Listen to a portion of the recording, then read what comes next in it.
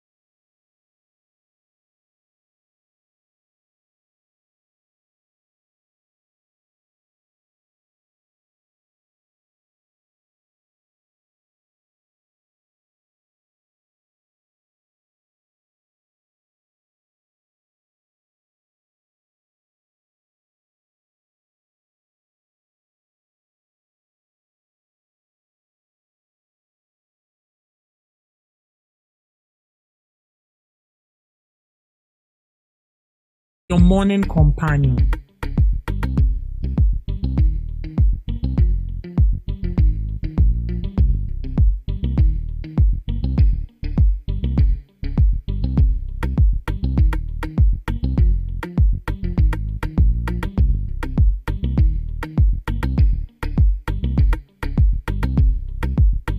This is Ghana Talks Breakfast Show, your morning companion.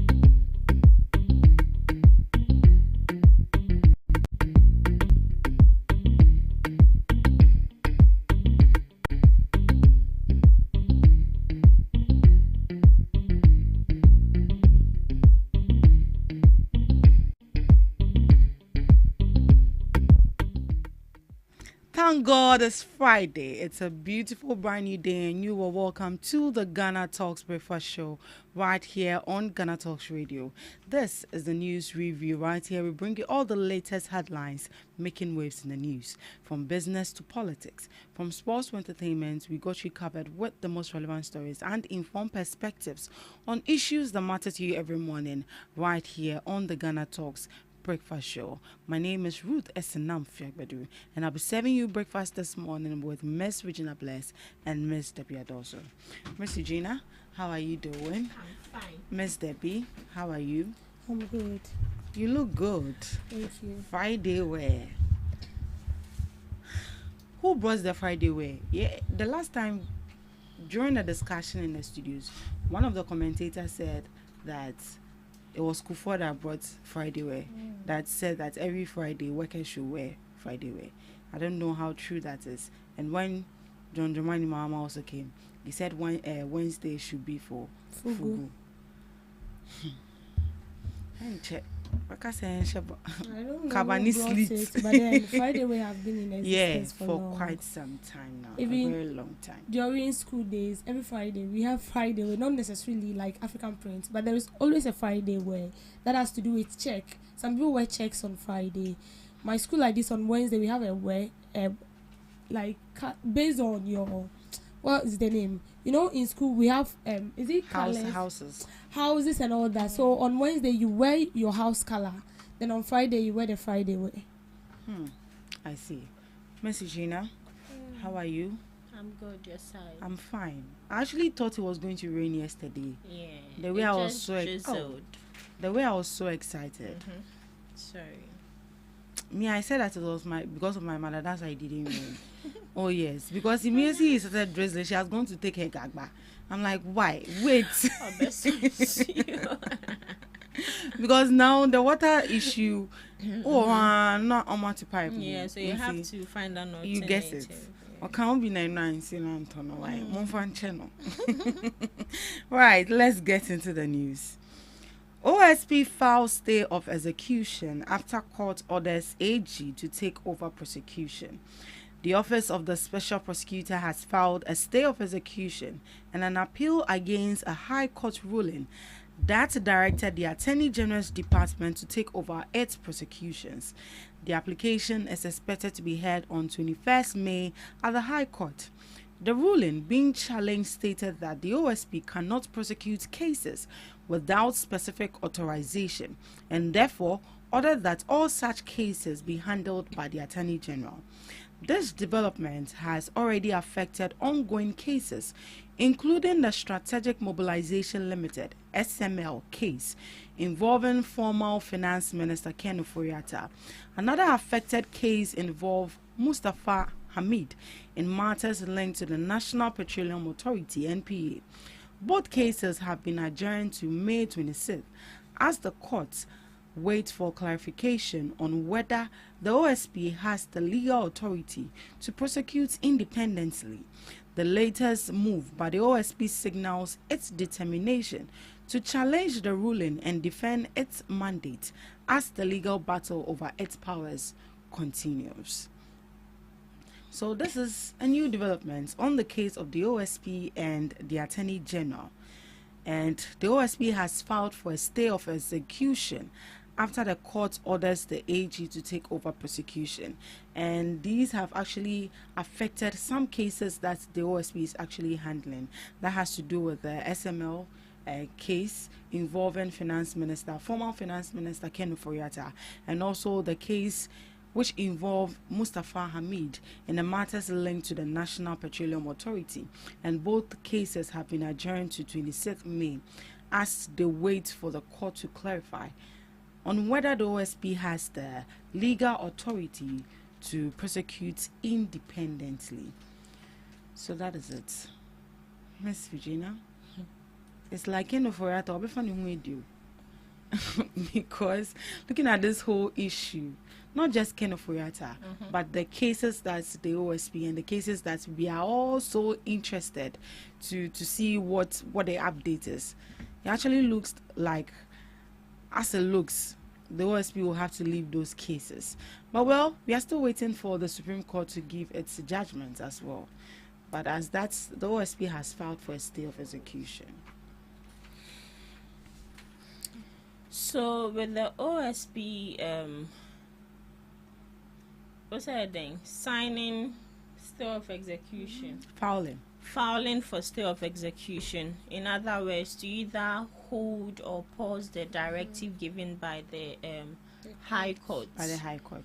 It's understandable because with all this back and forth, I would blame the people that set the office of the special prosecutor. They should have gone according to the legal requirements. It's just like you signing going for an affidavit, or probably someone selling their car to you. You don't just wake up and just buy the car and the keys are handed over to you, or even a building. You have to go through all the legal proceedings. Your lawyer has to be there to make sure that everything is intact. But looking at the setting of the office of the special prosecutor, as Debbie always says, it was rushed. It was rushed, and at the end of the day, it was rushed, and we are suffering the consequences. AG is also suffering it, OSP is also suffering it, and the parliamentarians themselves are also suffering it. If you had taken your time to set this thing up, make sure that you amended the constitution, we wouldn't be going back and forth with this whole issue. And by so doing, they are delaying the cases. The cases are being delayed. Now the High Court has given a directive that AG should take over, and he has already taken over. And this is here OSP for an hour filing. Would it work? Because he has already taken over the cases. So now you are going to another court proceeding to solve this issue of filing of stay of execution. Now this is the main case, no major to hold. The back and forth is too much, honestly. And with the OSP, I understand him. He has every right to administer his grievances. If it was me, I wouldn't be happy. But after all, the law is the law. We need to obey the law. So, as I said, he has the right to file that because he also wants to prosecute these cases. And at the end of the day, it wouldn't seem as if he's just in office and he's not doing anything. So he's also determined. He's also fighting. I be AG is determined. He will also be determined. Because it's going to be a plus to him if you are able to, follow these cases and you're able to bring these people to book. It's a plus. And, it's going to follow you forever. But it's actually a reputational damage also if at that point that you are at the verge of bringing these people to books and then they clear you off the case just like that. So I think personally, so I think for him personally, he's so determined to fight this particular prosecutorial powers in court. Miss Debbie. So the court will now have to weigh on whether the OSP has a strong chance of winning this appeal that he has taken a step on. So looking at this whole issue, if you are in the shoes of the OSP, I'm not sure you will be silenced. You also want to take an action because this is your office. And as it stands now, the chances of the OSP winning is slim. It's slim because even the own law that governs him is stating that you don't have the power. So if this is the High Court ruling, and don't forget that we are all saying that the High Court has no authority to declare the OSP powerless and then make the Attorney General, the control overhead of our OSP. But that is what the law states. According to the law, it is the Supreme Court that is supposed to give that final verdict and not the High Court. But looking at what is going on, sometimes it baffles me when I think about these whole issues because I kept asking myself whether, so you as an OSP, you've been appointed to occupy an office, and I'm sure you went through the right proceedings, they've given you your law. Does it mean that you didn't see that aspect, that state, that you don't have all the power? You have like part of it, or you were so happy that, sometimes not every blessing is a blessing. You need to really pay attention to Pay attention details of some blessing. So you'll find yourself wanting at the end of the day. Maybe he was too excited that he didn't even pay critical attention to it. Your eyes might see it, but you feel like, oh, this is not something very serious. But a case will pop up, and then you find yourself in a corner. And that is the same thing with the OSP. I'm sure the OSP never thought a day like this will come.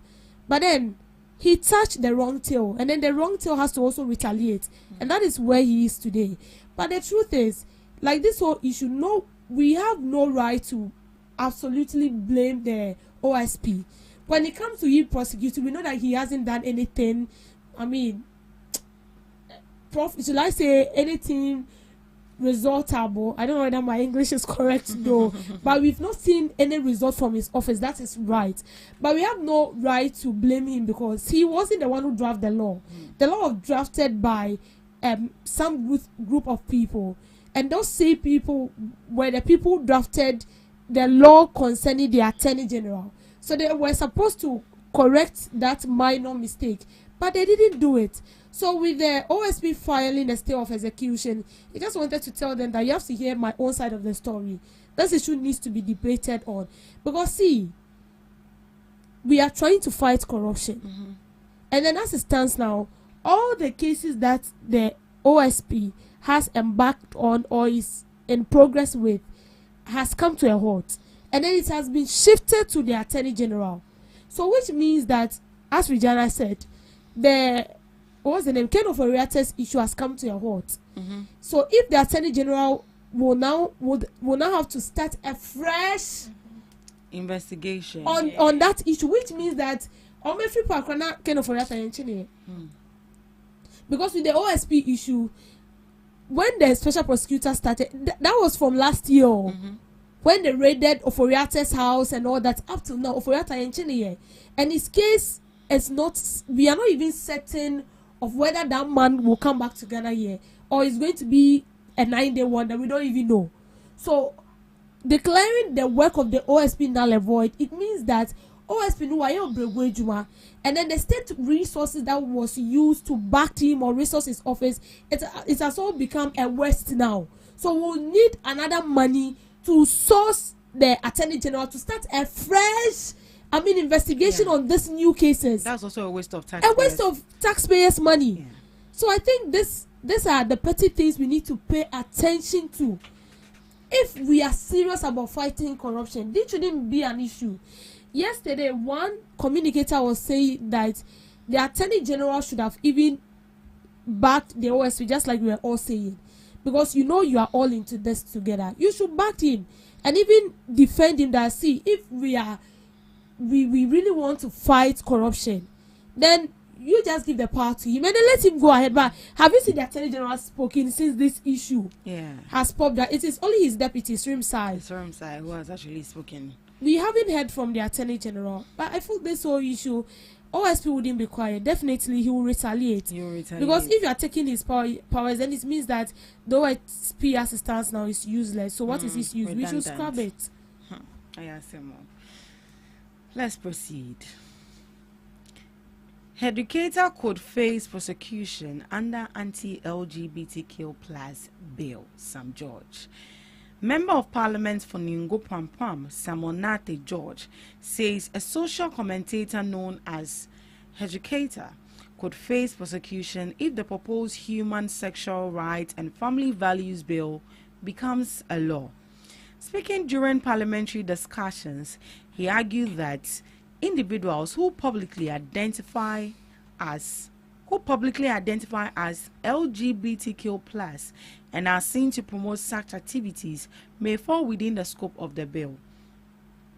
He explained this using legal concepts like actus reus, the act, and mens rea, the intent, saying both could be established through a person's actions and public statements. The bill, formerly known as the Human Sexual Rights and Family Values Bill, is currently under review in Parliament and continues to generate strong public debate. Meanwhile, the sponsor of the bill, John Intim Fojo, has denied allegations linking him to transgender musician Angel Magazine. The discussions form part of ongoing stakeholder engagement as lawmakers consider the legal and social implications of the proposed legislation. So this is, I believe we've already seen what is happening with regards to the LGBTQ plus bill. And yesterday we saw a discussion, I think a small discussion at Fiesta Royal, where parliamentarians have to actually sit and discuss what the law is actually all about. And the Ningo Pampam MP said that educator could face prosecution under anti-LGBTQ plus bill should this be passed into law. It hasn't been passed into law yet, but they already have a corporate. Miss Debbie. Yesterday I was so happy and then with the way Samnati George was explaining the details of the bill, like it was so impressive for me.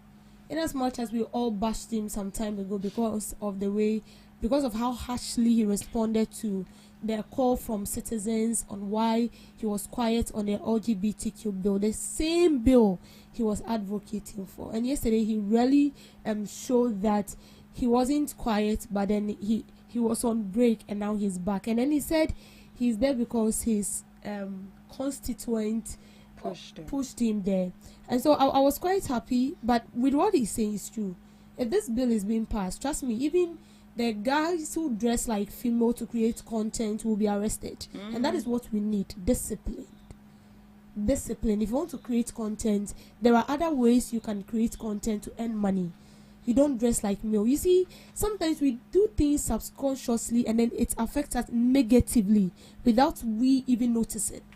So you dress like a male because you want to create a content. Now let me tell you something. One day I was on TikTok and then I came across a video. There were 3 guys. They do this content creation and all that. They dress like male. So they were trying to they put across a video on social media, and it's all about a parents with their children living in the same room. And then when they want to have an affair or that kind of thing, you see the child is in the room, they wouldn't feel so much comfortable. Maybe you want to lie on a woman and then the child wake up, Mommy, I want to drink water. And there were 2 males, and then these 2 males were acting like a man and a woman. And so in the video, these 3 people are also Ghanaian. And so one dressed like a female, and then the other one lied on him, his fellow colleague who is a male. And they were demonstrating like couples, and then the other one woke up as a child. And I was like, so in the comment section, people were like, what is this? Yes, we understand what you are trying to tell or preach out to the people, that I mean, you cannot be in the same room with your kids when they are up to a certain age. But the people creating that content, it's a no destiny. It should rather be what? A female and a male, right? But 2 males. In a way, you are creating content, but what you remember also, then you are doing something you are not supposed to do. Your body is not a firewood. You are a human. I know sometimes you try to control yourself, but I remember also then you be like, you have to. You have to. Yeah, you get it. So all these people, you will be arrested. And sometimes Regina also sent me a video where 3 young youths who are gays were bold enough to be speaking of how they are into gay, how their podcast, yes, how their parents are supporting them. I'm telling you, parents, yes, and how they are able to overcome criticism from people and all that, and I was like, hey, so it should tell you that things are going on. And just recently, I also saw a video on TikTok where guys were buying sex toys. When they went for something like trade fair or something, almost 90% of the males who went there dressed like females, and they all braided their hairs like females. Some were even wearing bra, and they were walking, doing their hands like this with their back. My brother. And then the person who was doing the video was like, "Yeah, President Muhammad, I shall see you." Now they are doing it so like they are so bold that they want people to know that this is what they are doing. So if we don't take the necessary step, We'll lose our meal. Yes, it will become something one day. And for me, those people, they are not my problem. Oh. I want them to come and find me home because you know what you are doing. What of the young ones? The young ones coming. That yes, the teachers are taking advantage of, the coaches are taking advantage of. What about those people? So if this bill is passed, as a landlord, if you are not careful, you will be arrested. If you post something about LGBTQ, you will be taken on.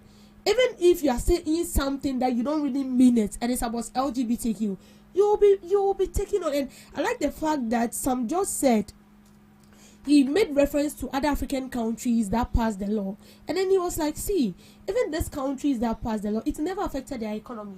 So let's forgo all this kind of talks that when the bill is being passed, we are not going to get help and all that. It's because we are still not independent. And that's why we have that kind of mindset.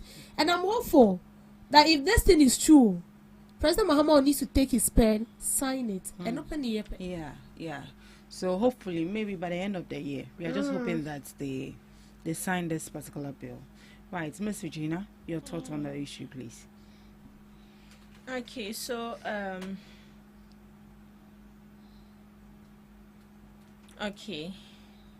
so I was trying to get the name for the guys that behave like women, but I think under the medical term they are calling it gender dysphoria and also gender non-conforming. So when we talk of LGBTQ, it's specifically deals with people who indulge in the acts and who promote it. And now we are trying to behave as such. Okay, so I have a guy friend who naturally is a girly. He's a guy, but he's naturally a girly because the hormones. So everything is like the way he talks, the way he walks, he even models more than me, the lady. And I see it to be natural because Sana if he was yeah, can I say, how would I put it? If I hadn't seen Sam before, I would have said probably he's faking it. Yeah. But I've seen it a lot of young men who come out like that. So it is natural. But it's up to the parent to instill some sort of discipline in them, to tell them that no matter how you behave, you are a man, and stick to that. The main reason why most of these people venture into gay is because of how they behave girly, and some men are attracted to them. Now we still have young men who are capable, who are energetic, who are masculine, and still have the interest of, excuse me to say, anus. They have the interest for that. With what Sam George said, per my investigations or my research, educator can still be arrested and imprisoned. Under the Criminal Offence Act, 1960 Act 29, under the Section 104, it talks about unnatural carnal knowledge. It criminalizes it. And when we talk of the unnatural carnal knowledge, it talks about unnormal sex activity. The only normal sex activity we have in this world is male and female. But once it is wrong. It is wrong. And even the men who indulge in anal sex with females is even wrong. And also we have people who indulge in sex with animals. It is also wrong. So with educator, the evidence is there that he has done it. He himself boldly, when you go on his Telegram page, my sister, you can watch. He has done the videos and posted it, and he has a rate card in dollars. If you want to contact him for any of these activities, the rate is there in dollars. You contact him, either you want it visual or physical, then he meets up with you. So with him, the evidence is there, so he can be arrested. And also under the same act, 29, obscene or indecent material, public morality offenses is all under that law. So are they trying to tell us that they can't arrest him based on the already existing laws that we have? They can. So I don't know why they are waiting to pass the bill first. But are we still using the 1960 Constitution? And they are using it. This is under the Criminal Offences Act. So I don't know why they are still delaying. Well,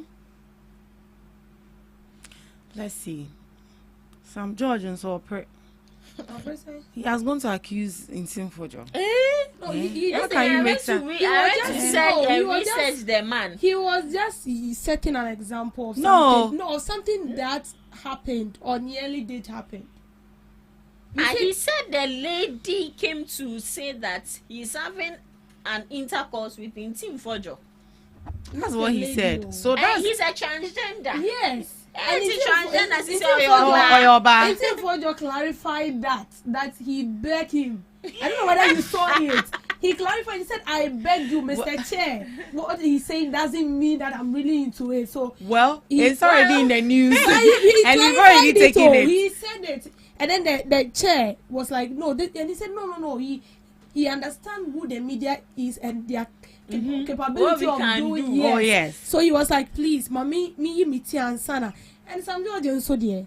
It's I don't know already where in he the heard news. that, but- It's And already because here. I've never heard of, so I had to go and research the person in particular. I was like, hey. Then I think Suraj also said something like they should be very, very careful because, as Regina said, we have people who I think is it hermaphrodite or what? Yes. Hermaphrodite. Yes. They have both Yeah, the yeah. Male and then the Male. female organs. There was a time I was watching an interview where he's a male, but then he has breast, he has butt, and then his butt is like that of a female, but he has a male organ. But he has the features of a female. Some He people are has born the naturally, soft body yeah. like Yeah, a female. So yeah. this kind of people too, I think there should be a law that in a way. Protect them. Yes, because Protect if you them. don't do that, they, Yes. they might end up Yeah, being a victim. yeah. Because Yeah, not everyone exactly. has the money to go Yeah. perform surgery, Surgery to correct their to features. correct their features. Right. LGBTQ bill. Interesting this. Right, let's go to South Africa. Matata. Ghanaians not safe in South Africa. Community leader raises alarm over xenophobic attacks. A Ghanaian community leader in South Africa is warning that Ghanaians living there remain at risk amid ongoing xenophobic tensions. Chairman of the Ghanaian community in Matata, Yereni Dako, says although some areas appear calm, the overall situation is still worrying. He explained that hostility towards foreigners, especially Ghanaians, Nigerians, and Zimbabweans, is largely driven by claims that they are taking jobs meant for locals. Mr. Dako is urging Ghanaian authorities to work closely with diplomatic officials in South Africa to address the situation and protect citizens abroad. In response, Ghana's Foreign Affairs Minister Samuel Okudzeto-Ablakwa has called for a full investigation into reported xenophobic incidents, especially after a disturbing viral video showed a confrontation involving a Ghanaian resident. The issue highlights growing concerns about the safety of African migrants within the continent and the need for stronger diplomatic engagement. One question I ask myself is, what brought about this whole attacks in this country? Mind you that there are other South Africans also living in other countries as well. Also, so if they should retaliate, what are you going to do? Are you going to board a plane to go and rescue them, or board a plane to, sort that issue out? Because a particular country that I know, for them, I'm on fanchel, they will retaliate no matter what the authorities say. They will retaliate. So if they do, what then happens? Are you not creating more chaos? And the authorities in South Africa, what are you also doing about this whole attacks happening to, I mean, those there? South African Africans, they are not even white. Are we not supposed to be one people? So what happened? What is up? Miss Regina, what is up?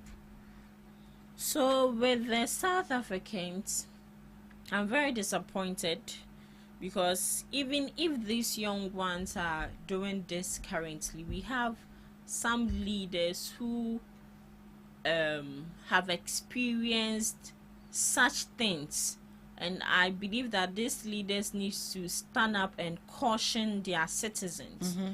Now, South African is known for apartheid, and when we talk of apartheid, it means a system of racial segregation and discrimination where people were separated and treated unequally based on their race. And during that period, late and former president Kwame Nkrumah, he offered support for these people.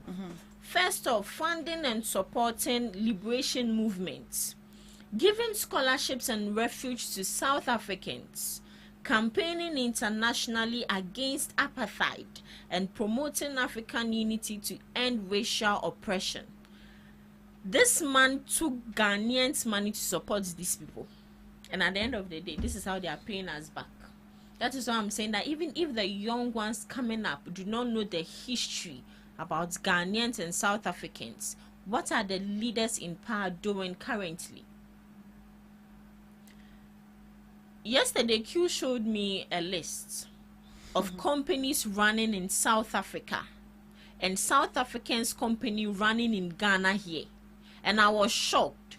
Stanbic Bank, a whole lot of popular MTN, ShopRite, a whole lot of popular companies which are South Africans. They are for South Africans. They are operating in Ghana here. And when we go to South Africans, the only thing operating there is churches. Churches. No company. Ghanaians can be bold enough to pinpoint the company there in South Africa.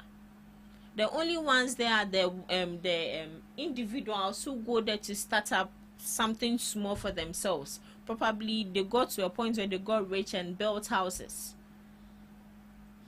We have South Africans here in Ghana. Of course. But we are not mistreating these people. One thing about Ghanaians, we are very lovable. We are open to people. And I feel that is our weak point. For these people to just oppress us anyhow. Because tell me what, excuse me to so, South Africa, how even if I've not been there before, through their movies, you can know what is going on there. Because even movies, see the way they retaliate. These people are so violent. And I have a friend who has also been to South Africa, but she had to flee because she said Nima no omubo obietu. So she had to flee. They, excuse me to say, they just buy people anyhow. And during these xenophobic activities that they are doing, see how they are assaulting people. Even if you're a South African, you can't speak the Zulu language. They assault you. They are denying people, other foreigners, from visiting health facilities. And it's wrong. And I ask myself, if you are calling we the blacks foreign, you, what are you? Are you not black? And we have the fair South Africans there in Brofofano. Why are you not taking, excuse me to say, that bullshit to them? Because they know that they would retaliate. Trump on fine. Hey! Other bomb horses here. But they are assaulting these individuals. And they need to do something about it. Better still, they should pack all the Ghanaians and come back to their country. Whatever resources you have there, put a stop to it and come back. If you have a building there, find someone and sell it to. Or better still, drigu. People are sleeping in their houses, and I don't know if you saw a video of one young man who took a video, and he was videoing the surrounding of where some of these foreigners are, and these people are sleeping peacefully, and we are here. I said, hey, so we are in another man's country, you can't sleep again. The Malawis are not exempted, the Zimbabweans are not exempted, they are all facing this harsh treatment. Ms. Debbie, what should the government be doing? I think as it stands now, the only thing the government can do is to get our people back into the country. And when you listen to the Foreign Affairs Minister, he said he has called for a dialogue between himself and then the foreign affairs minister of what's the name, South Africa, so they can save or protect the Ghanaians in South Africa. So I learned they said they've even gotten a place where they said they should be camped, and then the foreign affairs minister also said for now Ghanaians should be in their rooms without going out till everything is finalized. Then they can know the next step or the next movement will be communicated to them. But it's quite sad. It's quite sad. See, this shouldn't be. I think this should be something that we should rather be fighting the people who colonized us and took everything from us, rather than fighting ourselves. I see no sense in what is going on. Okay, because when you see one of the video, the lady was like, we don't want Africans in South Africa. We don't want foreigners in South Africa. But you the one talking, you are an African. You are not a British. You are not from United Kingdom. Although part of South African have white. And I learned that even their parliamentarian is being occupied by white. So it should tell you that these people, it's a whole lot. South Africa for me is not a safe haven where you should go to. Because if you are talking about a country that have the highest number of killing, that's serial killing and all that, South Africa is number one on the list. So it should tell you how how fierce these people are. So seeing the video, I wasn't really surprised though, but then I feel like it's quite sad, because I also came across a video where a Zimbabwean national was being shot because somebody came to buy food. And then after eating, South African, after eating, pay, give me the money, you don't want to pay. And the woman said, why don't you want to pay me? Why shooting my man? Oh. And then he killed the woman right there. No one arrested. So like they walk with guns? Yeah. I'm telling that when you're talking about serial killing and all that, South Africa is leading. So it should tell you how this country is and how aggressive these people are. Aside me liking the way they dance and their songs and all that, and how they speak, they have this kind of accent of the white people, because half of South Africa is white too, and that is why Donald Trump is wanted to evacuate some of them and then camp them in the United States, because they feel like they are his people because they are white, but they are South Africans. So with what is going on, I think the government will need to put in strategic measures because if we also want to retaliate, that would be war. A country like Nigeria, hey, I'm on fan chow. They'll retaliate. Yes. Nah, Jensen. Thank you so much for joining us on the news review. Up next, we have Today in History with Miss Regina Bliss.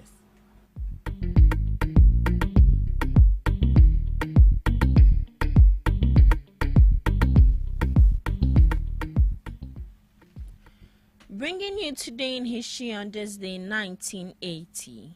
Iran hostage rescue mission ends in disaster. Operation Eagle Claw, a top-secret U.S.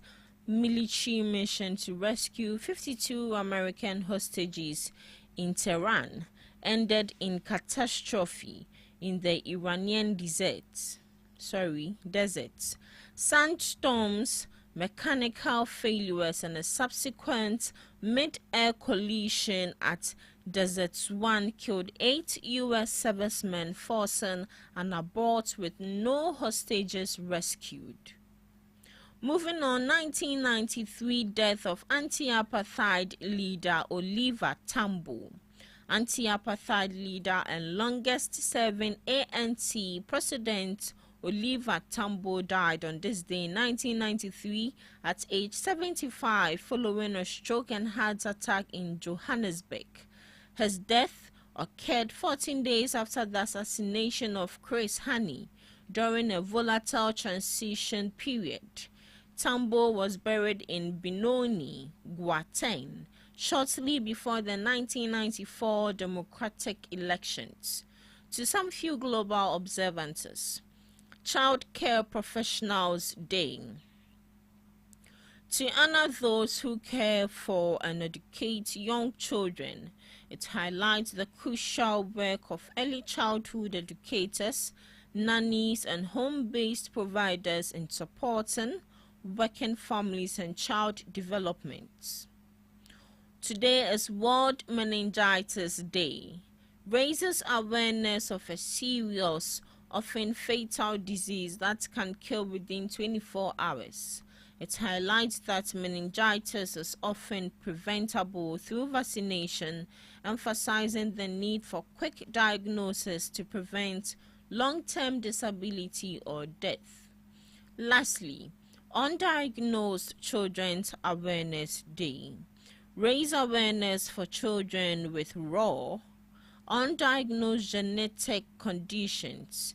The day supports families facing immense, often isolating and diagnostic journeys.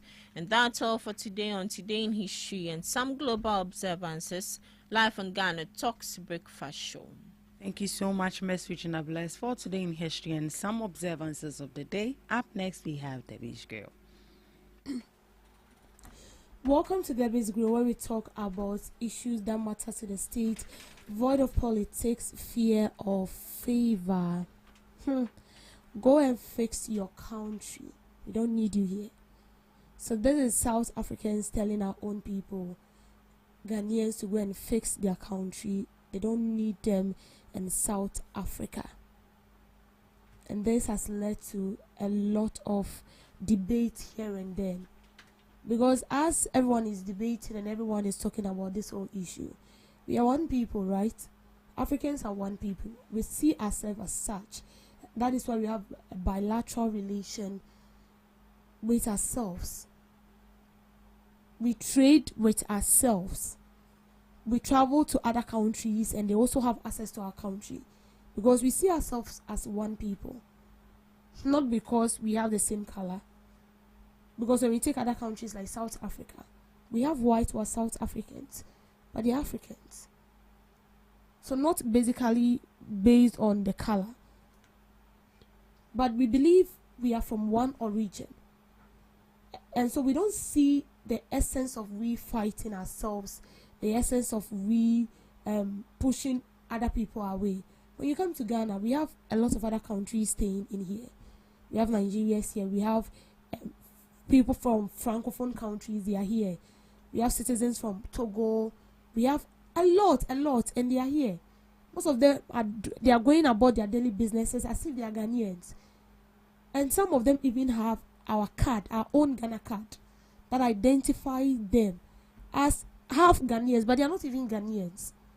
So I see no reason why a South African should approach a Ghanaian and tell you that we don't need you here, you should go to your country, you should go and fix our country. And in a way, I wouldn't say they are wrong. Go and fix your country. Because I kept asking myself, why would a Ghanaian move into South Africa? We have other countries that are doing so well. Why South Africa? Well, that is based on their own choice and what they want. But if let's imagine things are on its right path, everything is going on well as planned, I'm not sure we will have Ghanaians traveling outside, leaving their own country and then moving into a country that is not safe enough for them to stay. But because, well, we in a way we are not doing the right thing, because I feel like if we are doing the right thing, there shouldn't be an instance where a South African would tell a Ghanaian that go to your country, go and fix your country. We don't need you in our country, because we see no reason why you should be here. Now let's go back to history. Let me brief you some more. The first president of Ghana, Asajifo Dr. Kwame Nkrumah, has been of help to the South Africans in so many ways. Now let's look at this.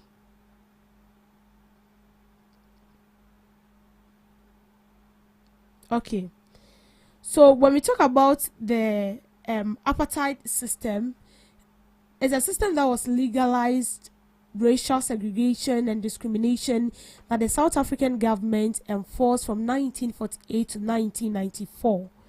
So the word apartheid is Africans for apartness or separateness. So as a South African, they classify you based on whether you are white, you are black, you are colored, or you are Indian. Your race determined everything else.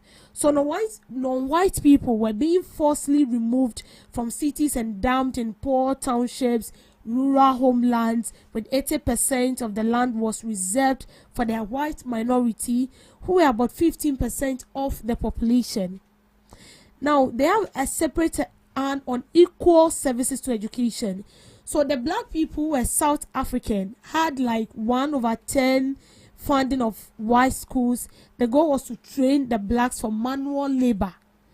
Then when we come to public spaces like the beach, the buses, the park, and hospitals, had white only and non-white only signs.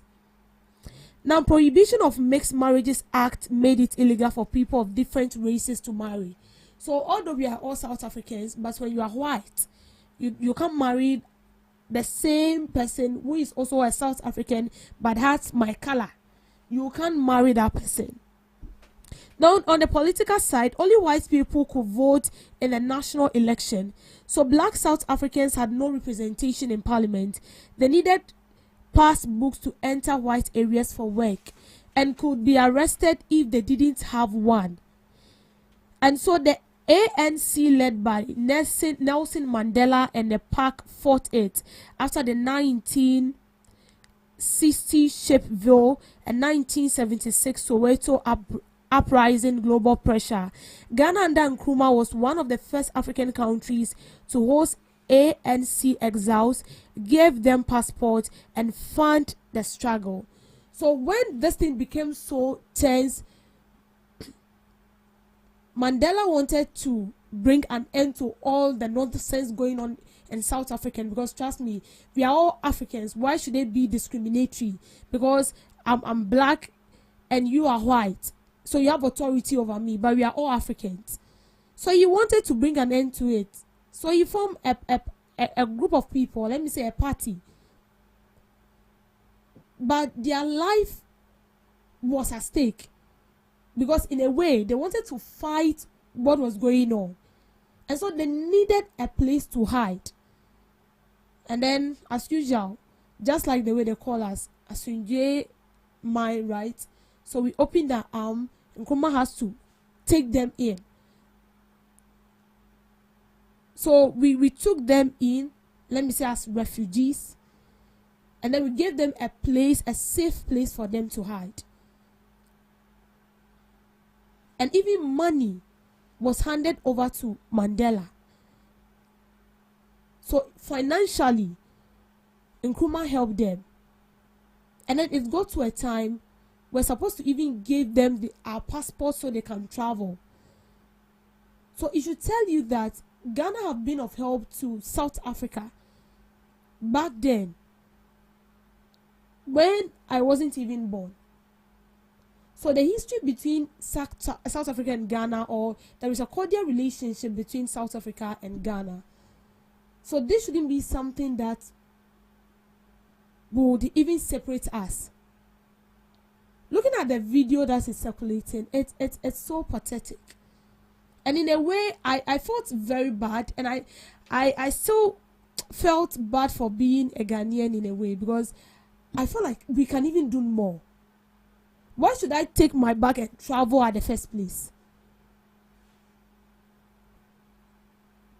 Every Ghanaian that travels has his own reason. That cannot be disputed. But see, 99% of the people who travel outside this country is because they see other countries as a country where they can seek for greener pastures. They see other countries as a country where they can make more money.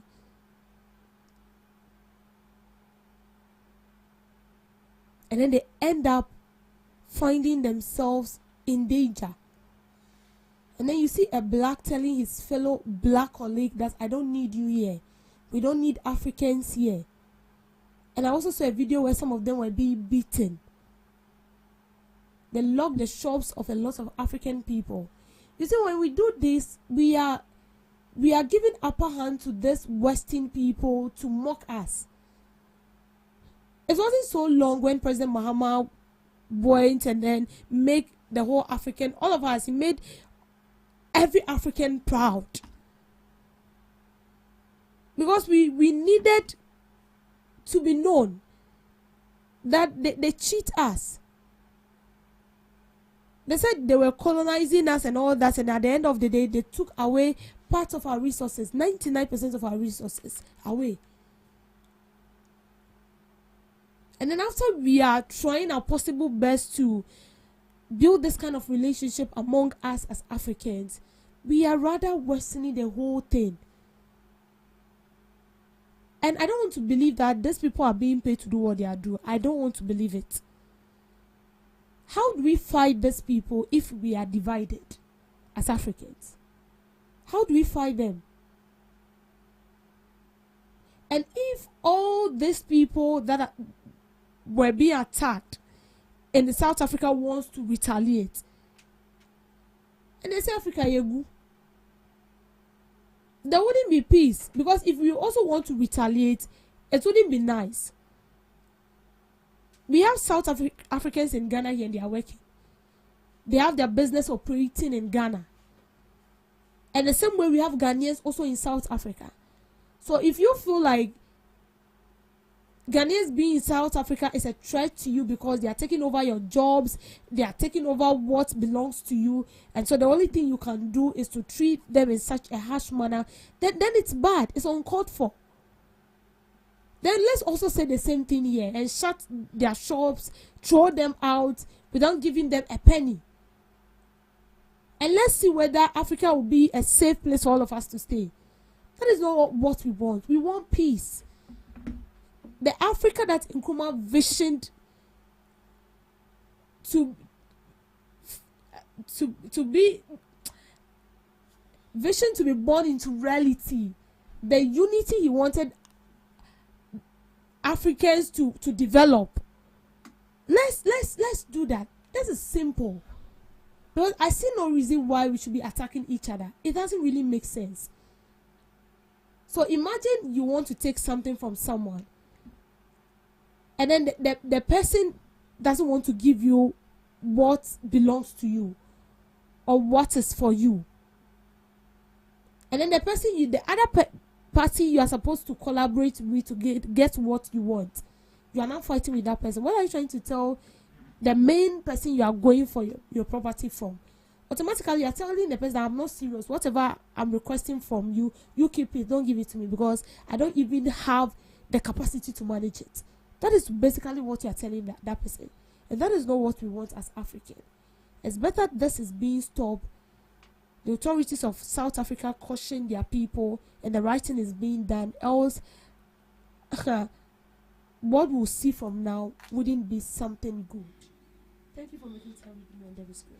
Thank you so much, Miss Debbie, for that girl. And thank you, too, for joining us on the first segment of the GhanaTalks Radio. We are going for the news. Are you ready to amplify your business or brand's reach and make a meaningful impact in Ghana and beyond? Partner with GhanaTalks Radio today to connect with a diverse audience across Ghana and beyond. Elevate your brand through on-air promotions and social media. Boost your brand during prime time. With GhanaTalks Radio, you can extend your reach across digital platforms. GhanaTalks Radio is not just a station, it is a community hub where your brand becomes part of the conversation. Join us in fostering connections, celebrating culture, and making a lasting impression. For customized sponsorship packages and enquiries, email contact@GhanaTalksRadio.com or call +233 202 544614. GhanaTalks Radio, giving the youth a voice. We bring you local news, business news, international, sports, and entertainment news. Right here on GTR.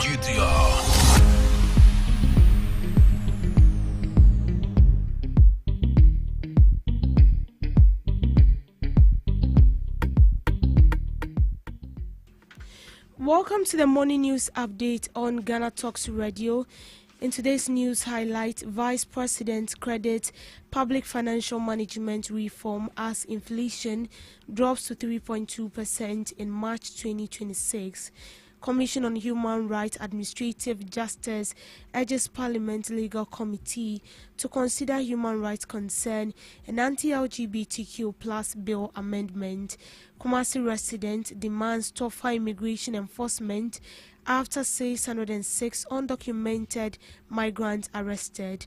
Also coming up in the news, ECG attributes Ashanti Power cut to network upgrade. Pressure group protests abandon Agenda 111 hospital project at Bakro. This and many more coming up shortly.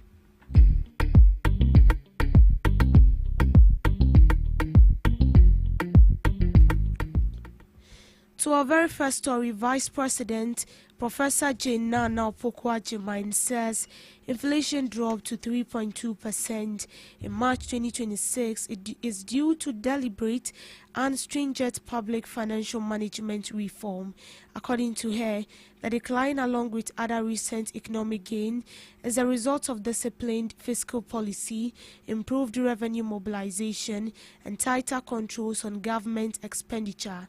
This was after the Ghana Statistical Service reported a 3.2% inflation figure for March 2026, marking one of the lowest rates recorded in recent years. Government has credited reforms such as expenditure rationalization, digitalization of revenue collection, and stricter procurement oversight. Inflation declined from 23.8% in December 2024 to 3.2% as of March this year. The CD has stabilized significantly, supported by improved reserves. More importantly, Ghana has achieved a primary fiscal surplus of 1.6%, thus reversing previous deficits. This is the result of deliberate reforms and improved public financial management systems driven largely by institutions such as yours. The Commission on Human Rights and Administrative Justice, SHRAJ, has cautioned Parliament Legal Committee to be mindful of potential human rights breaches in the proposed anti-LGBTQ plus bill. SHRAJ issued the warning during a stakeholder engagement on amendment to the Human Sexual Rights and Family Values Bill. The Commission said while Parliament has the mandate to legislate, any law passed must align with Ghana's Constitution and international human rights obligations.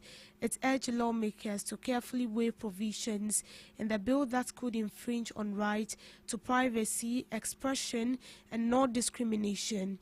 SHRAJ stressed that its role is to ensure all legislation respects fundamental freedoms guaranteed under Article 12 and 21 of the 1992 Constitution. Mr. Chair, as a national human rights institution, our core mandate is to ensure the protection and promotion of human rights. And our mandate is grounded under the 1992 Constitution. Mr. Chair, we acknowledge the position that was raised, that human rights are not absolute.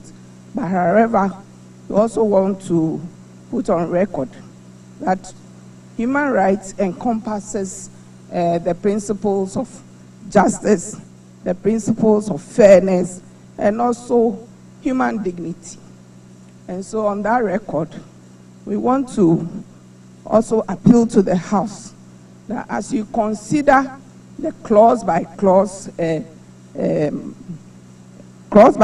of the bill, as a national human rights institution, it is our role under the Paris principles of the United Nations to ensure that Ghana is mindful of its obligation under international law.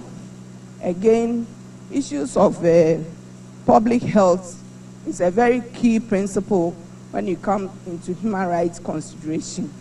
And also, the fact that the bill must be looked at within the lens of human rights is something we need to underscore in this dialogue. So we will plead with members to look at the bill. Yes, we agree that we have values. However, humanity is a key principle. And so when we are considering the bill, let's have in mind the core principles. And I want to associate myself with the human rights chair and the submission that they made. That it's important that the key principles of human rights are brought to bear in our. Adding his voice to the call, a proponent of the Human Sexual Rights and Family Values Bill, John Intim Fojuo, says Parliament does not need fresh national dialogues before passing the legislation. Speaking during a stakeholder engagement, the Asin South Member of Parliament argued that the same civil society organizations and stakeholders present had already participated in consultation on the previous version of the bill that was passed. I do not think that this bill should be subjected to fresh national dialogue. In fact, all the CSOs and all the concerns most of them have gone through are the same concerns that came up in the first cycle of this bill. The same, all the CSOs who have come today are the same CSOs and stakeholders who participated. And so there is no reinventing the wheel. There is really nothing broken in this bill to be fixed, and for which it should be expedited. And in expediting, we are not also indicating that certain shortcuts should be entertained. We can expedite this bill in a day without compromising any part of our procedures, so long as our standing orders are concerned and so long as the Constitution of Ghana are concerned. And therefore, we would appeal to the leadership that in your magnanimity and in line with the overwhelming concerns of the public who are eagerly waiting for the same bill to be passed, considering that the plethora of legal challenges and battles which delayed its passage and assent, having survived that and terminated at the apex court, we don't need to, knowingly or unknowingly introduce new additions and elements that will further make it vulnerable and prone to challenges that will culminate in another obstacle. We want to see this bill passed and assented to as soon as possible. We crave indulgence of the chairman that we adopt the bill in the shape and form as it is, having survived very lengthy legislative process already, and then a report filed, and then we take it for second reading, and then consequently third reading. Thank you. All in the same day. Residents in Kumasi are calling for stricter enforcement of immigration laws to permanently address the presence of foreign beggars on major streets. Their concern follows an operation by the Ghana Immigration Service, which arrested 606 undocumented migrants, including children, across Asawasi, Aboabo, and Sabon Zongo in the Ashanti region. Residents blame weak border controls for the influx, citing rising sanitation and nuisance concern. Sometimes walking on the streets, they may be crossing your path, trying to push you to the roads, to the driving lane. That is the danger it poses to we, the pedestrians. It's a good exercise. It should have been started long ago. Yes, because these people, they begging on the street poses stress on their life as well. So if the immigration service is doing that, they are protecting the citizenry and then the beggars themselves. So I think it's a good exercise. Up there, law enforcement. They should enforce the law. People should not be. I know it is stated in the Constitution that begging is not allowed, right? So the law should be enforced. Once it is enforced, people will not be encouraged to come to the roadside to beg. And then the citizens, if they are not giving arms to beggars on the street, they will not also be encouraged to come along and beg. What I can say is that I normally use the road. Sometimes when you are passing by, these people, they block your way. It becomes very difficult for you to even pass by. And looking at where they speak to, it's not the best sometimes. In terms of security, I think anybody at all can go there and then harm them. So I think the government can maybe help them with, let's say, training, so that maybe a skill. And when they are skilled with some of these things, I think they'll be able to cater for themselves and then that of their wars. So I think the government can help them with a skill, or let's say training, so that at the end of the day they can feed themselves and then also extend it to their wars. I think that's the best way that the government can do to help this. The government can help through the immigration service, maybe evacuate them first, and then try and find a way, like organizing a skill training for them, so that some of these people will be skilled when they have skills like maybe making of soaps, sobolo, and all those stuff. I think selling some of these things can help them to get money to feed themselves and also to help their wars. And in a way, it's a way of curbing the menace where these people are found on the streets. Oh, we say, okay, the real almost see your man, and that's almost taking animal almost like a benefit Ghana. Because I don't know about Hanma, you about your wife and said, oh, you better overseas sister. A bad idea. And a two, or more my community clean. Money clean. Because Ghana is a peaceful country. They cannot just say a peaceful country. And whereby say was anytime Ghana is clean. But I must have free other bad because they say I'm not for no crowd or so. But I cleaner. I can use an amount of it's your my yard, papa, so many of my my idea but I good exercise. But I think the beam sour. But the reason I'm not saying is anytime piano we now want money or more I know it's a one of my bomb and you and if you must hire asaba. It means who say a good idea says a very clean on my if you the money because it's a the real almost life situation or cannibal or money it's a the family once now you move. Chatting said that would be a good idea. It said, oh, yeah, and almost any different exercise. Normal club of flow. The Electricity Company of Ghana says it is not undertaking load shedding in the Ashanti region, instead carrying out a major infrastructure upgrade to improve supply stability. Acting Managing Director Julius Kwame Pepena explained that recent intermittent outages are due to ongoing works to address transformer constraint across the region. He stressed that the challenges are technical and localized, not a generation shortfall. The ECG boss assured residents that the upgrade form part of a broader plan to strengthen the distribution system and reduce unplanned outages in Kumasi and its surrounding communities. So what we are doing to improve the quality of the power we supply in Kumasi is to reduce constraints we have in the network. So at the Rich BSP, we explained to you the constraints in transformer capacity. And DMD also explained to you that we have constraint in some of the links. So we are not able to push the power we take from the transmission grid into the distribution network and into the communities. This line we are constructing here is from a BSP. The BSP is where we take the power from Gridco. The power from Gridco is actually coming from the power plants. And then through the Gridco lines, they come to us through the BSPs. So we have two BSPs in Kumasi. We are taking the power from BSP to the airport substation. And from the airport, we can connect it to the rest of the network in the Kumasi area. And sometimes, even with this link, we can supply power to the customers that are supplied from the Rich BSP. We can, this one can serve as a good alternative to that. So if you have a problem there, we can supply them from the Agumaso BSP. So this link is very crucial for us, and we're working to complete it.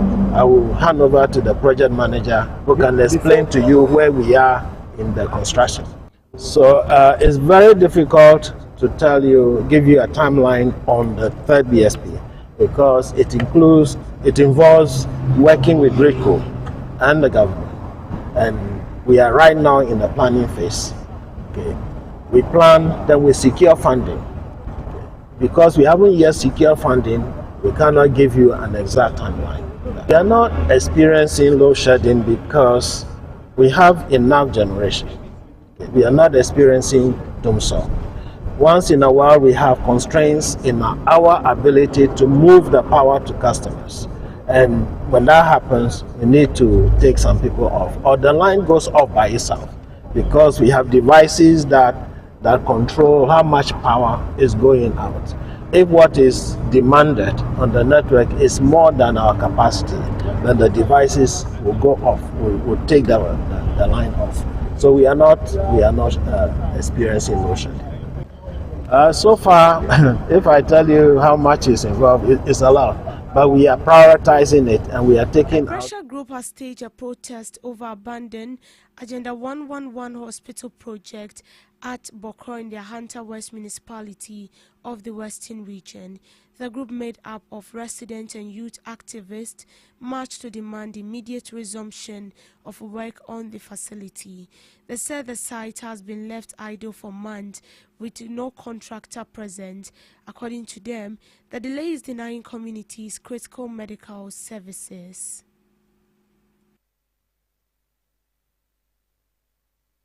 Zayari Kanyede, if Agenda 111 hospital ya or Bukro ya abana ochumkwen or commissioning. But from that time now be seen there, you the BBR record. Na mayebu sanye there, ana eduman we and I won't ye.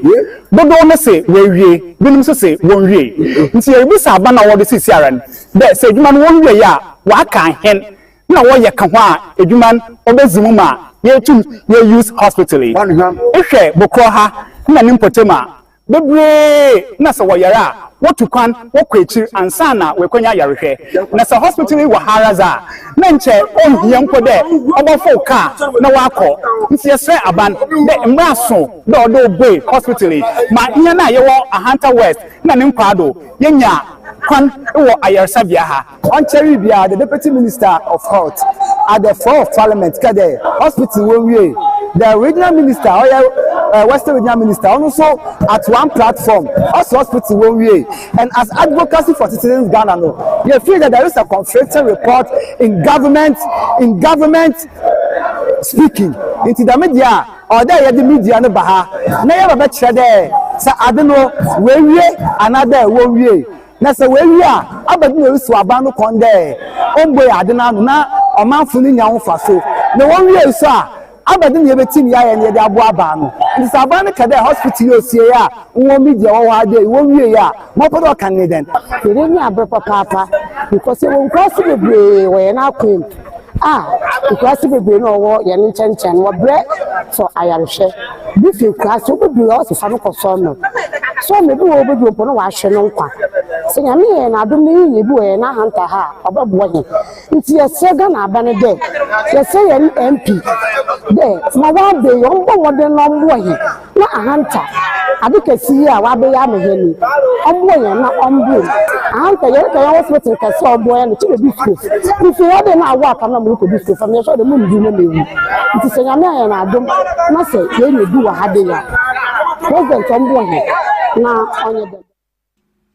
In business, Finance Minister has underscored the centrality of financial health in the country's economic transformation following a high-level engagement with Queen Maxima of Netherlands, the United Nations Secretary-General's Special Advocate for Financial Health. Describing the meeting as a distinct honor, the minister said discussions moved beyond traditional notions of finance to focus on how financial system can genuinely empower individuals.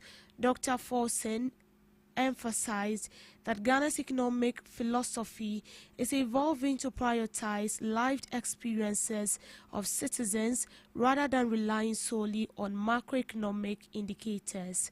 He explained that government reset agenda is guided by a clear framework, ensuring that macroeconomic stability translates into tangible benefits for households.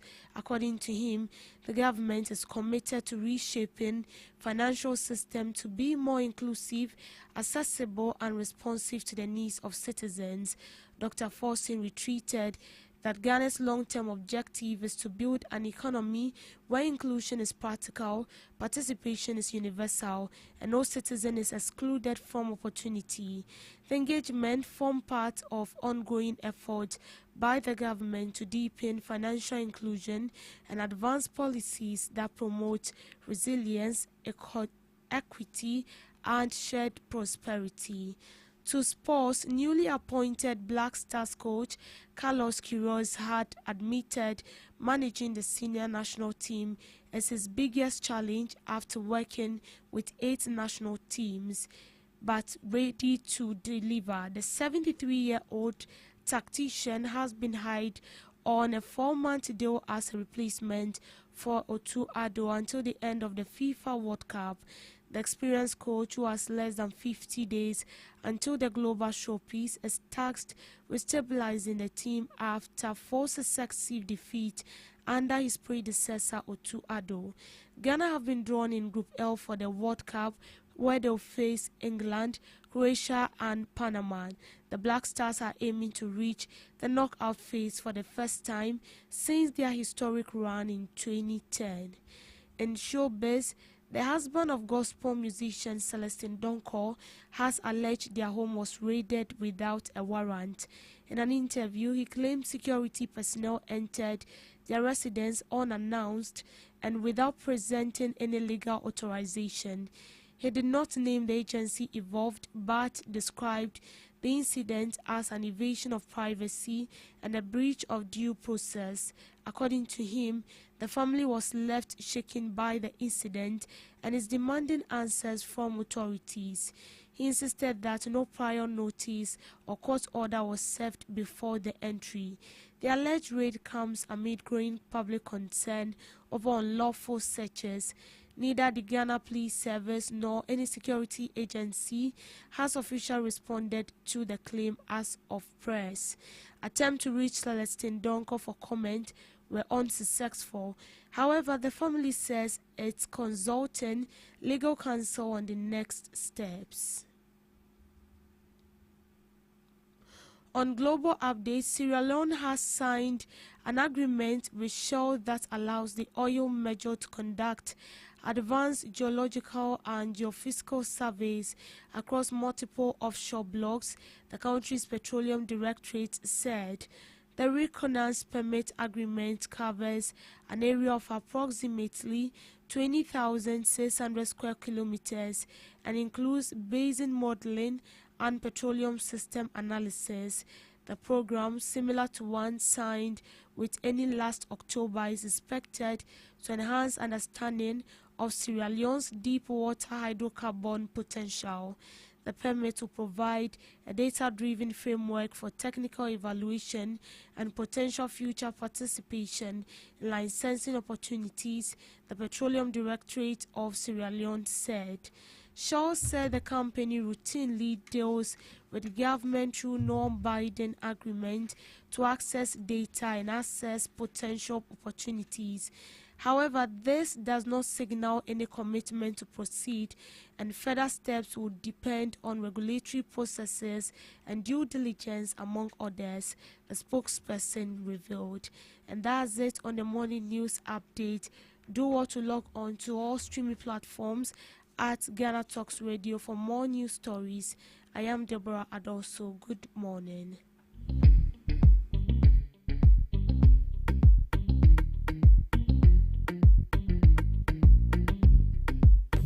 Are you ready to amplify your business or brand's reach and make a meaningful impact in Ghana and beyond?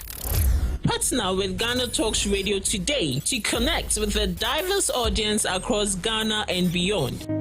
Elevate your brand through on-air promotions and social media. Boost your brand during prime time. With Ghana Talks Radio, you can extend your reach across digital platforms. Ghana Talks Radio is not just a station, it's just a community hub where your brand becomes part of the conversation. Join us in fostering connections, celebrating culture, and making a lasting impression. For customized sponsorship packages and enquiries, email contact@GhanaTalksRadio.com or call +233 202 544614. Ghana Talks Radio, giving the youth a voice.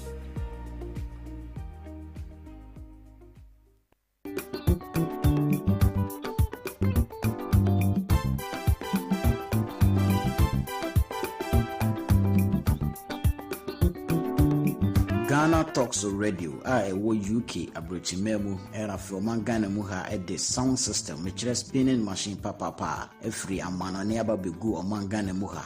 It is a year, we engagement, we wedding, we birthday party. Political parties are more rally, some way more crusade. So we'll book carnival or any kind of event. Now we'll pay spinning machine papa a boa sound in the moon at the dia any may come for GTR sounds at the MAO. Your live band in so our tones at the frame ye beat me ababeboa ama ujumedia woody and so at me I come up.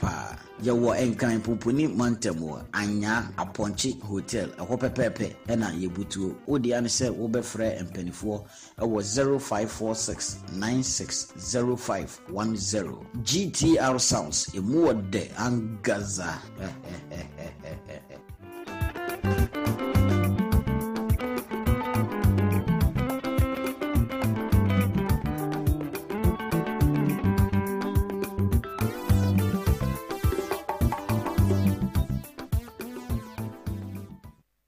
What do you want for breakfast? How do you want your breakfast? English breakfast, French fries. Koko Nikose, alo komi kesheto. Wache. Well, Gobe is the real deal. Join us on Ghana Talks Radio. Let's serve you a buffet of breakfast. From news headlines review, current affairs to social issues. Entertainment, sports, and all the trending stories live on our mobile app and across all socials from Monday to Friday, 7 a.m. to 10 a.m. With me, Pakwesi Omare, Regina Bless, Deborah Adoso, and I am Esinal Fiagbedu. This is Ghana Talks Breakfast Show. This is Ghana Talks Breakfast Show, your morning companion. Ghana Talks Radio, #1.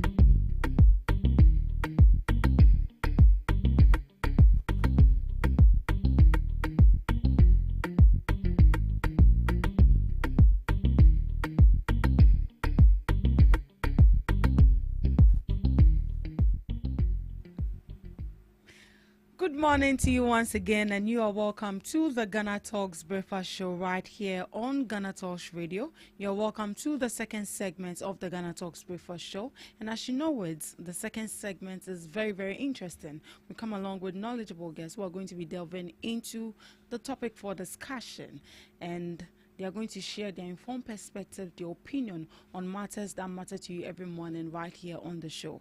Remember that you are streaming live on Facebook at Ghana Talks Radio, on YouTube at Ghana Talks Radio, and also on X at Ghana Talks Radio. Do all to log on, send in your comments. We'll read them. Let's get interactive and engage with us on the Ghana Talks Breakfast Show. I am your host, Ruth Esenam Fiagbedu, and I'll be serving you breakfast from now till 10 a.m. Right. Joining us in the studios is the NDC Communications team member, I think it's been a while he came here. He's looking all dapping in his African wear.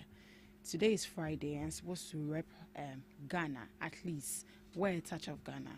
You get it? Right. Joining me in the studios is Mudase Brima, the NDC Communications team member. Good morning to you, Mr. Brima. Good morning. How are you doing? I'm doing good yourself. I'm fine. Hope all is well. It's great. I'm doing good. There's some small cool. Yeah, I'm good. How was the week? How was it? Has it been stressful, engaging, or less stressful? As usual, it has been engaging as well, and also stressful, and also trying to what do you call it? Putting together yourself to meet your week's schedules and whatnot. It's not easy. It's not easy. We are always inside. What do we do? You are inside. What do? You don't have a choice. You don't have a choice. But to face it head on. Exactly. Yeah, and just have the assurance that it's going to get better. It's going to get better. Right. Before we get into it, our NPP communications team member will be joining us, Mr. Kingsley Akwa. He's already on his way and he'll be here shortly. But before he comes in for us to delve into the main topic for discussion, I'd like for us to look at some just by the way that has to do with the new developments on the issue of the OSP. He has filed for an stay of execution to sort of like allow him to finish the cases before the Supreme Court actually, give their judgments. What do you make of it? I think first of all, I would like to send my regards to the Honorable Minister of Employment, Labour and Jobs, Honorable Rashid Pelpo.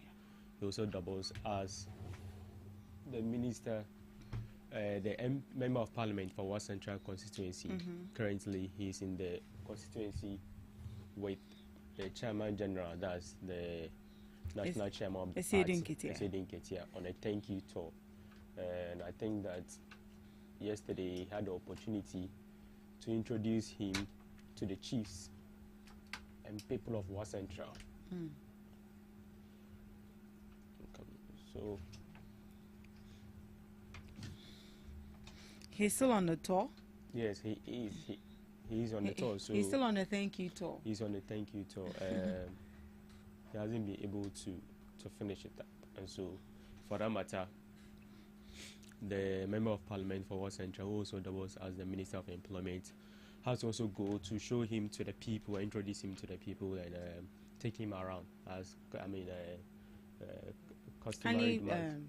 Position your microphone this way. Well for me. Yes, that's is it okay? Yes. So that's what he's currently doing, and so whosoever that doesn't meet him at the ministry should know that this is what he's on. And also the Minister of Youth and Development and Empowerment, Honorable George Opariado, he is currently back into the country from the Commonwealth Summit that he attended last week. And so for that matter, he's back, looking at policy and decision making that would affect the ordinary Ghanaian and the youth as well. And the way he's working hard and putting front the youth, I'm sure that by the end of his tenure, we'll see more opportunities for the youth. And last but not least, Honorable John Dumelo, the Member of Parliament for Ayahuasca West. Yeah, we see him sharing shoes. Yes. Wow. I think if God blesses, the next person that would break Bagby's record will be Honorable John Dumelo, because of how he is, representing the constituency and also putting more work to make sure that members of the constituency feel better. I think what he did recently was sharing shoes to primary and JHS students who have just resumed school. And so it's a kind gesture that he's doing, and so he needs to be praised. And we are asking God to grant him more grace to his elbow so that he's able to work and continue to do the good things that he has within for his constituency. Doubling the agric minister, deputy agric minister, and also being a member of parliament, and still doing all these things. I think it's a laudable and someone that we need to push forward to encourage him to keep doing it. So I send my regards to all these people. And back to the topic, I think the special prosecutor has the right anyway to appeal the case. And he has to know that this is the law that we are dealing with. And so for that matter, the cases before or his case that was before the High Court, the judge also applied what the law said. Because in all the conversations, I've not seen where anybody has said the judge has breached any law, or the judge has misapplied the law or the judgment. Because it is a fact that the OSP was created, Office of Special Prosecutor, to prosecute anyway. But if the law that makes it doesn't give it that power to take on cases and go to court and say that yes, he has the power to prosecute people, that's so be it. Once you are appealing, you need to state your claim. How does the law that creates you indeed give you the power to be able to prosecute or not? And I think for far too long we have left the OSP to do what he wants, and we are not even getting the needed results.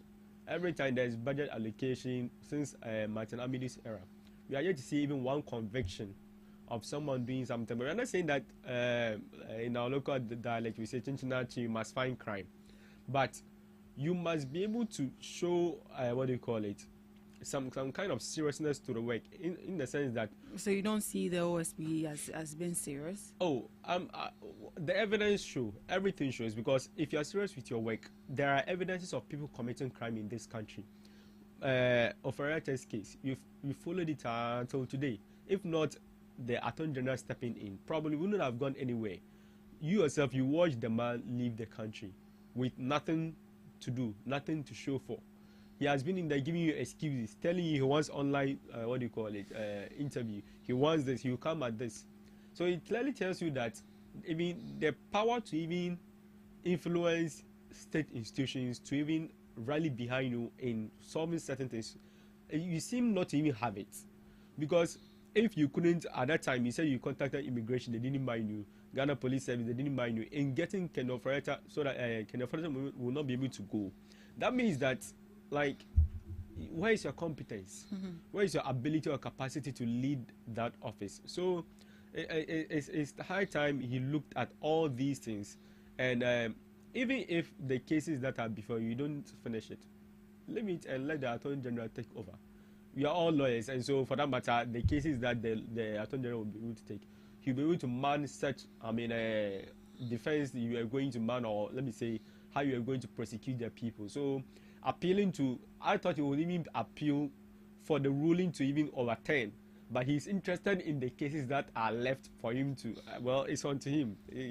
He alone knows what's in the remaining cases that he wants to finish before whatever. But I think he should have been appeal for the ruling of the judgment of the case, where the ruling said he has no authority or power to prosecute. That's what we should be concerned about. But the rest of the case, if the appeal say okay, we'll give you the power or whatever to allow you to prosecute the rest of the case, that means that it directly nullifies the ruling, or makes so.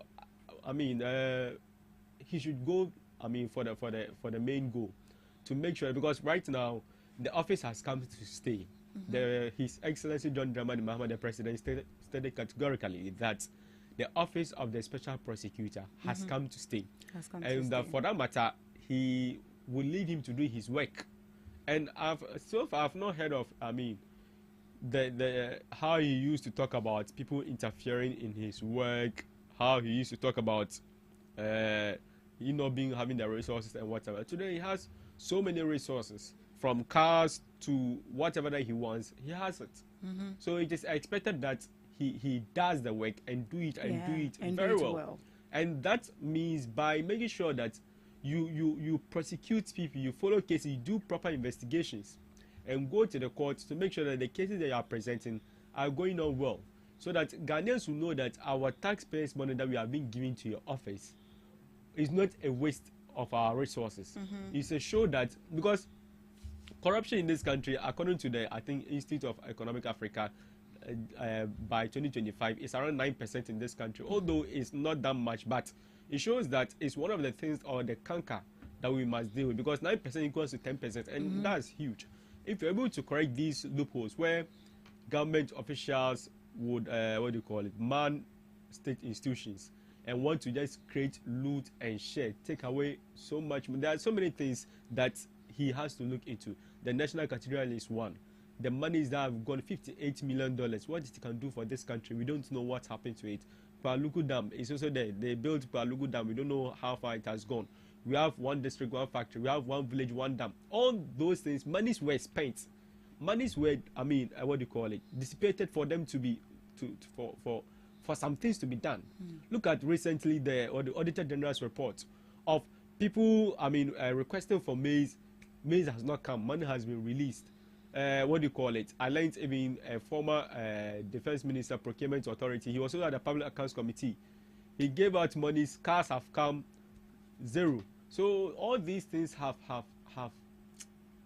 all come together to let us know that there are some, at least iota of corruption in some of these things. So it's so for me, what this tells us is that we need to either the bill, the creation of the special prosecutor. Yeah, the office. If it has to, the bill has to be amended or something to grant him the authority. We need that autonomous body to be able to put our politicians in check, to be able to put our what do you call it, government officials in check, so that anything that they are doing, they'll have some kind of scare in them. What if because you don't know whether the special prosecutor, someone is watching you. And for me, this special prosecutor situation, we shouldn't even leave it to the the appointment of the president. It should be by. You think a special body should be set aside? A special body like independent of political influence or whatever, because when you look at the likes of Anas Arumia announced, even the other people we are supposed to be put into the special prosecutor's office. You understand? Because he is able to do proper investigation and bring you cogent, undeniable evidence. You remember number 12. You remember the Galamsey, expose. All those ones, they are tangible. They are sufficient enough to say they cannot even run away from it. Except for the time of the president, Nana Dankwa Akufo-Addo, who exonerated the likes of Charles Bisi and Uko, who were caught on tape receiving Galamsey money and saying all those things. But when those things are, out, the facts are there, evidences are there, it's easy to prosecute. The person cannot run away from all those evidences. Exactly. But right now, we are even sitting here, we don't even know how the OASP is investigating. He just comes to do a press conference. We have done this, we are chasing these people. No. Although you are saying it, that's your part of the story. We don't even feel we are seeing anything. We are not feeling the impact. Exactly. So I think it's high time we looked at the whole structure of the OASP office. If we want it to also go, then fine, let it go. If we want it to stay, like the president said, I believe that we need to allow it to be independent of, political influence. We need to allow it to be independent of, any other influence that we may think of. And the bill may also be amended if indeed we are siding with the High Court's ruling or judgment that the OSP has no authority or power to prosecute. Then we need to look at amending it to strengthen the Attorney General's office, in the sense that yes, it now will have the power or the authority to be able to prosecute. If not, it's basically useless if it cannot, let me say, perform even the name attached to it. That is the basic thing that it has to do, to prosecute. And by prosecution, you need to investigate. He has investigators, he has all those people at his hand. So what then will be of his office? Is it that to just go and investigate and come and give it to the Attorney General to prosecute? And what's the office of the Attorney General for? The office of the Attorney General is also representing government and government business and whatever. So if the cases are of government nature or government business and whatever, and we are bringing another special president, that's the duplication of, let me say, state institution, and duplication of what do you call it? Offices and responsibilities. So we need to be clear in our minds what we want as a nation. And if we are going by what the president has said, then I feel that indeed we need to relook at the creation of the special prosecutor. The creation of the Exactly. office. We will even have to weigh the advantages and disadvantages of the special prosecutor as to whether it is worth even amending it, it is worth putting in resources, such that it doesn't become another state institutions like the SHRAJ and whatnot, Commission of Human Rights and Administrative Justice, duplication of Iyoko and all that, and we are back to square one. Political influence is there. Cases are not going. That every year we are budgeting for their expenses, and we are stuck at one place. We are not really seeing the results We are or not seeing even the results at value all. for money for these investigations. Exactly. Right. Was it that the minority actually didn't know that creation of this office has to also come with amending the constitution, or they were just in a hurry to score political points? Would you put it as such? As usual, they want to just behave like the ostrich, as if they don't know what is underground. They know. They were all complicit in the passing of the office of the special prosecutor. Interestingly, the politician always will have his way, because the way the the creation of the office of the special prosecutor came, for us, some of us said it was just for witch hunting against political opponents. And when he decided, Martin Amidu, the former OSP, decided to touch the anointed one, the president then said, no, I didn't bring you to touch my anointed, but I asked you to go after my opponents. Because tell me why, when he went after Osafuma, that was when the case, and Martin made it clear. That's when he was thinking that this person created the office in with all sincerity, genuineness, for the fight against corruption.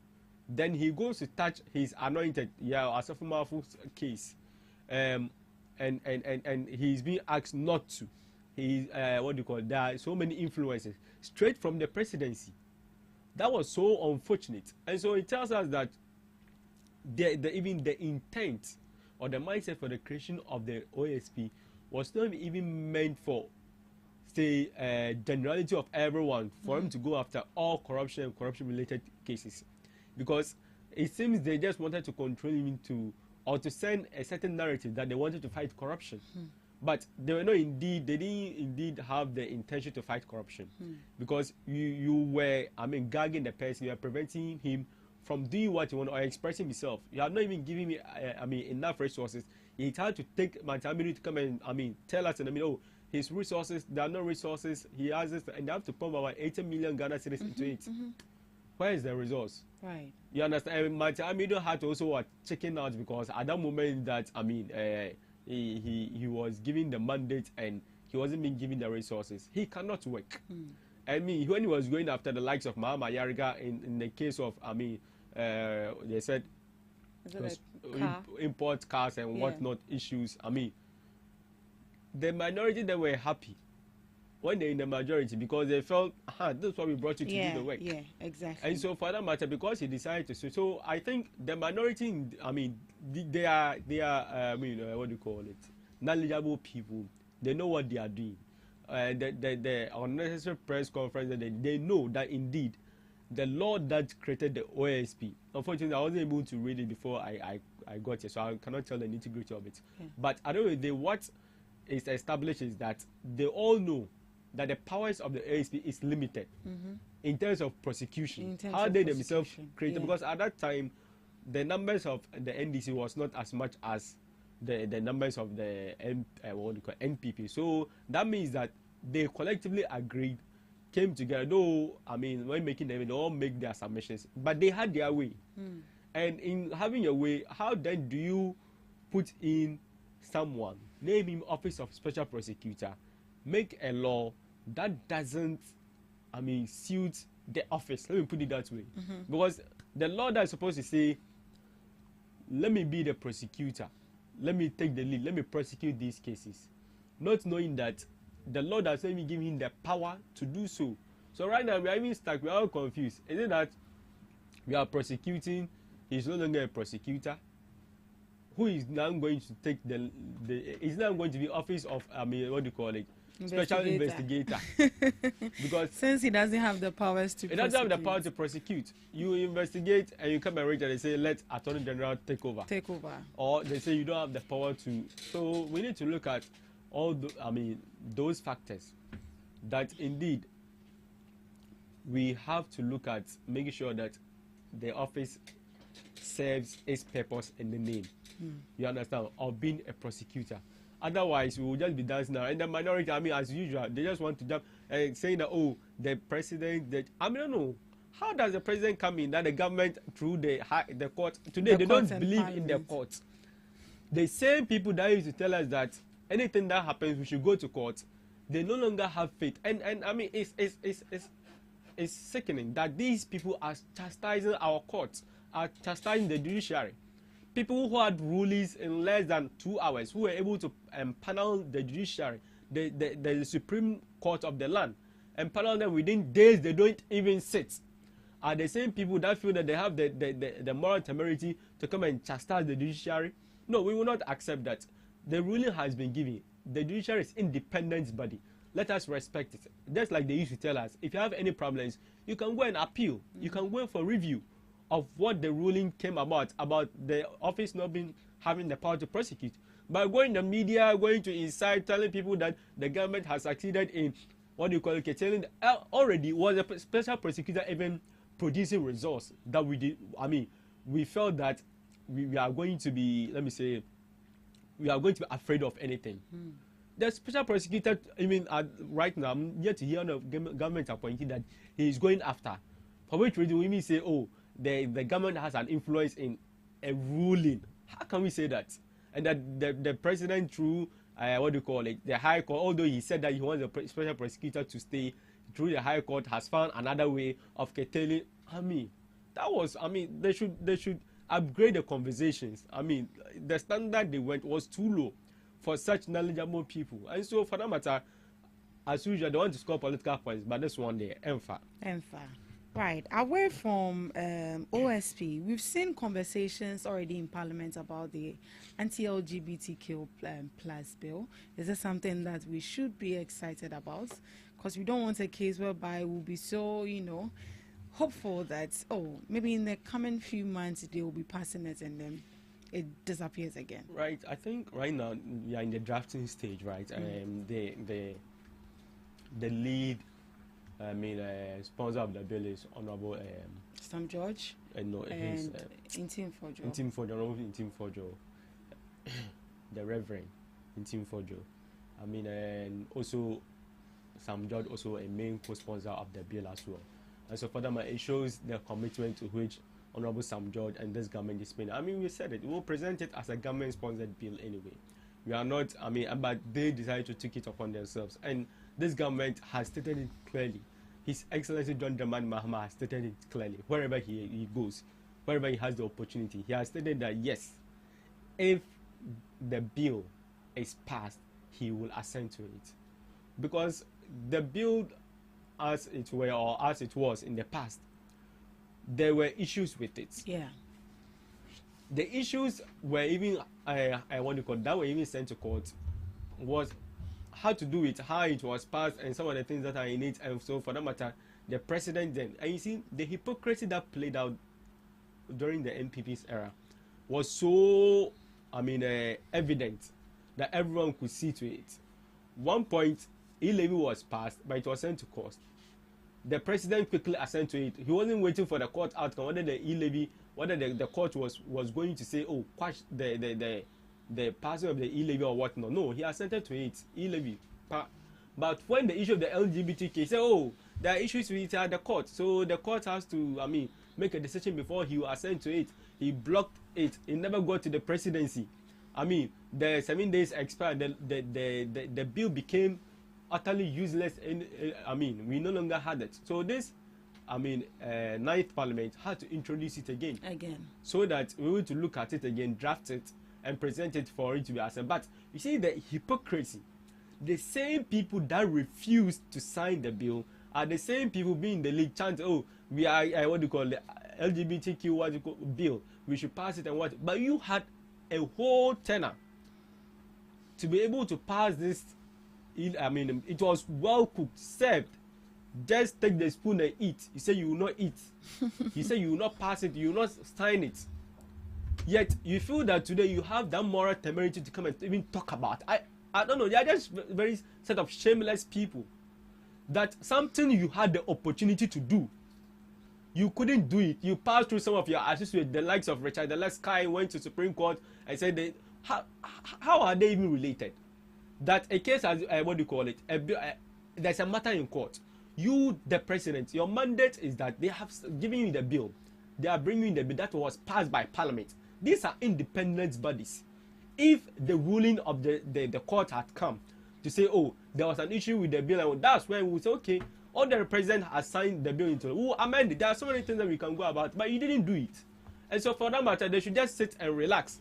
His Excellency John Dramani Mahama has made it clear to the people of Ghana that when the bill is passed, he will assent to it. So I mean, we should rather encourage our lawmakers, policy decision makers, to make sure that they scrutinize the bill very well. Very well. I mean, so that we will not have issues when it is passed. Every nitty gritty of it, how people will be sentenced, whether it's imprisonment, whether we have to do communal labor, we have to give to them, all those things, acts that are going to be deemed as LGBTQ. Because in this country, African country, we must be very, very careful with this thing before some people will use certain things against other people who may not be involved in those kind of activities. So I think it's a step in the right direction. We need to show the world that yes, we indeed value our cultural beliefs and our cultural, norms in this country.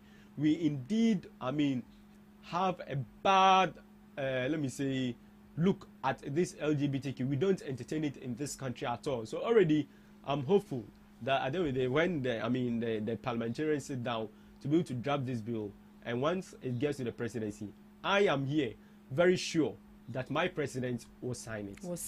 Right. So in the coming days or in the coming months, or maybe probably by the end of the year, we should see that the anti-LGBTQ plus bill is being passed and signed.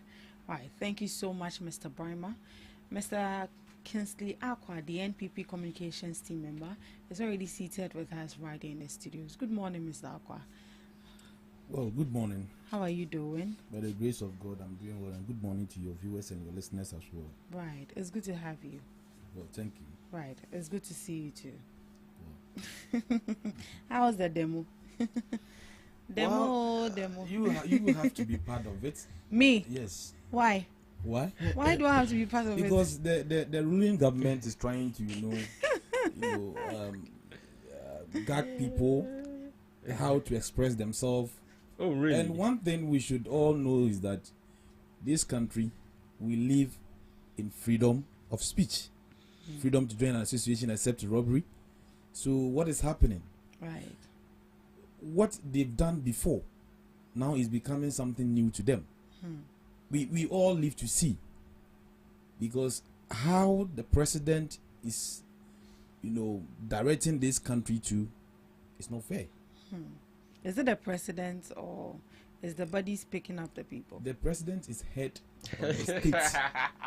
You understand? The president is the head of state. Do you think that the president is actually aware that he picked that? Oh yes. You think he's aware? He's aware. Maybe he'll probably be aware, but not on the day. He's aware. Before and you think he gave national security to go for someone, the presidency is aware. This is what we are going to do. Hey, Mr. This is what the person said against you. So we are going to act on it. Oh, go ahead. That's what the president said. Is that how it works? Yes. You see, he's telling us how the attack they were doing it. You see, that's what I'm saying. What has happened previously is something new today. Your time, that's what you were doing. You've seen how the whole situation is. Well. So again, let me extend my greetings to Dr. Alhaji Mahmoud Bawumia. The most and fine gentleman of this country.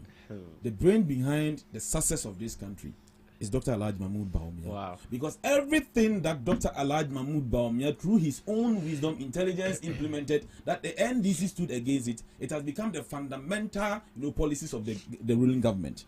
And they can't doubt it. The president himself cannot doubt it. He went to a European seminar and he confirmed that the Ghana card, that they stood against it, they campaigned against it, is now the only card for this country. And indeed, the implementation of Ghana card is a sole brain of Dr. Alhaji Mahmoud Bawumia. Right. So my greetings to Dr. Alhaji Mahmoud Bawumia and His Excellency, the wife of Dr. Alhaji Mahmoud Bawumia, and also party, national executive, regional executives, and my constituency executive again.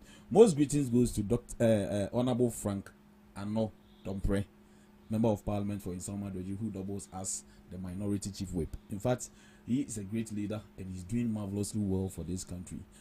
Looking at the situation of cocoa farmers and other, sectors in the agric industry, Honorable Frank Anodompre has become the one advocating for, good pricing for our farmers. And, the farmers also deserve better. The farmers deserve better. Because at the end of the day, my dear, if you couldn't take in food, we wouldn't have been here today. If my brother couldn't take in food, he wouldn't have been here today. So we should treat the farmers, special people, and we should treat them fairly. What was not good yesterday, it shouldn't be good today. Right. Now, on to the main topic for discussion. I just want to remind you that we are streaming live on Facebook at GhanaTalks Radio, on YouTube at GhanaTalks Radio, and also on X at GhanaTalks Radio. Do also send in your comments. We'll read them, and let's get interactive on the GhanaTalks Breakfast Show. Now, for our first topic for discussion has to do with xenophobic attacks in South Africa. A couple of Ghanaians, and not just Ghanaians, but Africans have come under the attack in South Africa. And the chairman for the community in South Africa says although some areas appear calm, the overall situation is still worrying. That should tell us that people are still in danger. And I believe you've also seen the videos also trending of how the South Africans are beating some Ghanaians and some Zimbabweans, some Nigerians. Some are even buying foods and they are not even paying. Some are also depriving Africans who are not South Africans of hospital care, of health care. I mean, how did we get here? That's one question we should be asking ourselves. He explained that the hostility towards foreigners, especially Ghanaians, Nigerians and Zimbabweans, is largely driven by claims that they are taking jobs meant for locals. So he's urging the Ghanaian authority to work closely with diplomatic officials in South Africa to address the situation and protect citizens abroad. So the main issue is that they are in their countries and they are taking the jobs of the locals. Whereas you and I know that right here in this country, everyone, no matter where you are coming from, you actually are allowed to work. But I don't know why we are having such a situation as it stands now in South Africa. And per my research, it's actually not the first time we are experiencing xenophobic attack. Yeah. What can you say to this? How did we get here? And what actually triggered these attacks? I think it's a shame for our continent, for any country in Africa to despise other African nationals. I mean, these xenophobic attacks, South Africa have demonstrated that they have a short memory. The days where apartheid, the white people were against them, the days of Nelson Mandela, for him to go and spend 27 years in prison, Africa stood by South Africa. The likes of Dr. Kwame Nkrumah didn't sleep. He stood by his vision to unite Africa, chanted so many slogans for apartheid to come to an end. Africans stood by South Africans to make sure that the white dominance, the slavery that they were going through was put to a stop. Even today, they are still facing it in their own country. And we are still talking about it, racism. So why should a fellow black man feel other black people are not supposed to be in your country, whilst you also have a number of your, fellow countrymen in other people's countries? We are here preaching borderliness or borderless Africa, where one can go to one other African country without a visa. The Ministry of Foreign Affairs, headed by Okudzeto Ablakwa, has been championing that effort, making sure that we get some, some waiver on our visas for people to be able to go to another African country. Why do you have ECOWAS, Economic Community of West African States? Exactly. We have Nigeria, we have Cote d'Ivoire, we have Togo, we are entering each other without visa. All these countries. And we are interconnected. We are all trading. Better trade, so that they bring something, to also bring something, and all those things.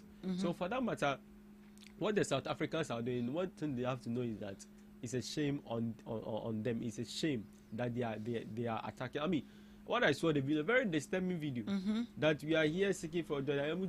How can they come and take over from you when you yourselves you're not taking over the jobs that you're supposed to do? Because the jobs that the other African nationals are doing is like going to a white man's land and going to do those menial jobs. Yeah. Those are ordinary jobs that some of you would want to do: babysitting, nanny, cleaning, whatever. And they are the ones that are doing it. And so furthermore, that is even going to make your country better. If you, the locals yourself, do not participate or do not take over these jobs, and other African nationals have come and they see it as their source of income, what is your problem with it? And this issue has been there. Even that's why the likes of Lucky Dube in 2007, he was killed. Yeah. Because they saw him to be a Nigerian, and that's very disturbing. I learned, I mean, the other African nationals that are in South Africa, the African country with the largest population of residents in South Africa and Nigerians, and so for that matter, they despise Nigerians so much so that they always want to attack them. But that's a disgrace and that's a shame on them. We are not supposed to be encouraging those things, because at the end of the day, we are our own people. We must even unite to be able to fight white supremacy, to be able to own our resources, to be able to avoid reliance on these European loans, bonds, and whatever we always go and take. Because once we are always united, we wouldn't need anything from the European countries. Because these are many other reasons why you have the likes of, the current president of the US tell us that Africa is a whole country, it's a whatever whole country. He doesn't value Africa continent. Because of our lack of ability to be able to even govern ourselves properly. We have issues with unemployment rate, we have issues with infrastructure, we have issues with our conditions of living, we have issues with so many things, because we are not self-reliant and we keep on depending the European countries for help and whatever. And so for that matter, South African nationals have to know that they have to put a stop to it. It's too much. We've enjoyed it for so long. And so for this matter, they have to stop these xenophobic attacks. It won't send us anywhere. It's a bad thing. And like His Excellency John Dramani Mahama, I think there was even a video that even surfaced of His Excellency John Dramani saying these same things in 2015. When he was president. As far back as 2015. Speaking against this, xenophobic attacks. What's the fear? If you are saying that we should go and make our own country, make MTN, yes, which is a huge telecommunication giant in South Africa, has branches all over Africa. They have Nigeria, they have Ghana, everywhere you go. So should we also say that we don't want, MTN should also pack and go? No. I think the MTN has come to create jobs, sustainable source of livelihood. MTN has come to giving people income. It has come to help even our telecommunication sector in this country as well. And so for that matter, all these things should even tell you that as a South African national, your black fellow is a brother, very tight. Because when we look at even the origin of all of us, we are all from, when you trace this transatlantic slave trade, all of us, we are all in this slavery thing. Some of us were sent to abroad, some of us died on the Mediterranean Sea and all that for the sweat and blood of all these people. Yet you've been able to gain your independence. Even so, you are still even fighting white supremacy. And fellow black have come in. We need to speak about crimes, drugs, abuse, and whatnot. But is it the fact, or is it the case, that these immigrants or foreign nationals that come through your country are the ones that are really doing these, perpetrating these crimes, this abuse of drugs that you are talking about? No. Because the statistics shows for itself. Because South African, most of their communities, it is your own people perpetrating these crimes. There can be an isolated cases of foreign nationals participating in fraudulent activities, drug abuse and whatnot. But at the end of the day, you cannot, as it will, stand on this isolated case and say that they are perpetrated by foreign nationals, they are taking over from your country, so they should go and build. One of the things that even set up is that they should go.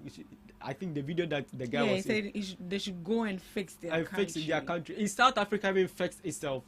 If not because of something, will people even be traveling to South Africa? Do you know how Africans stood by Nelson Mandela to make sure they were able to gain independence for South Africans, for you to come and think that what do you call it? No other person has to have a cake of whatever you are enjoying today. I mean,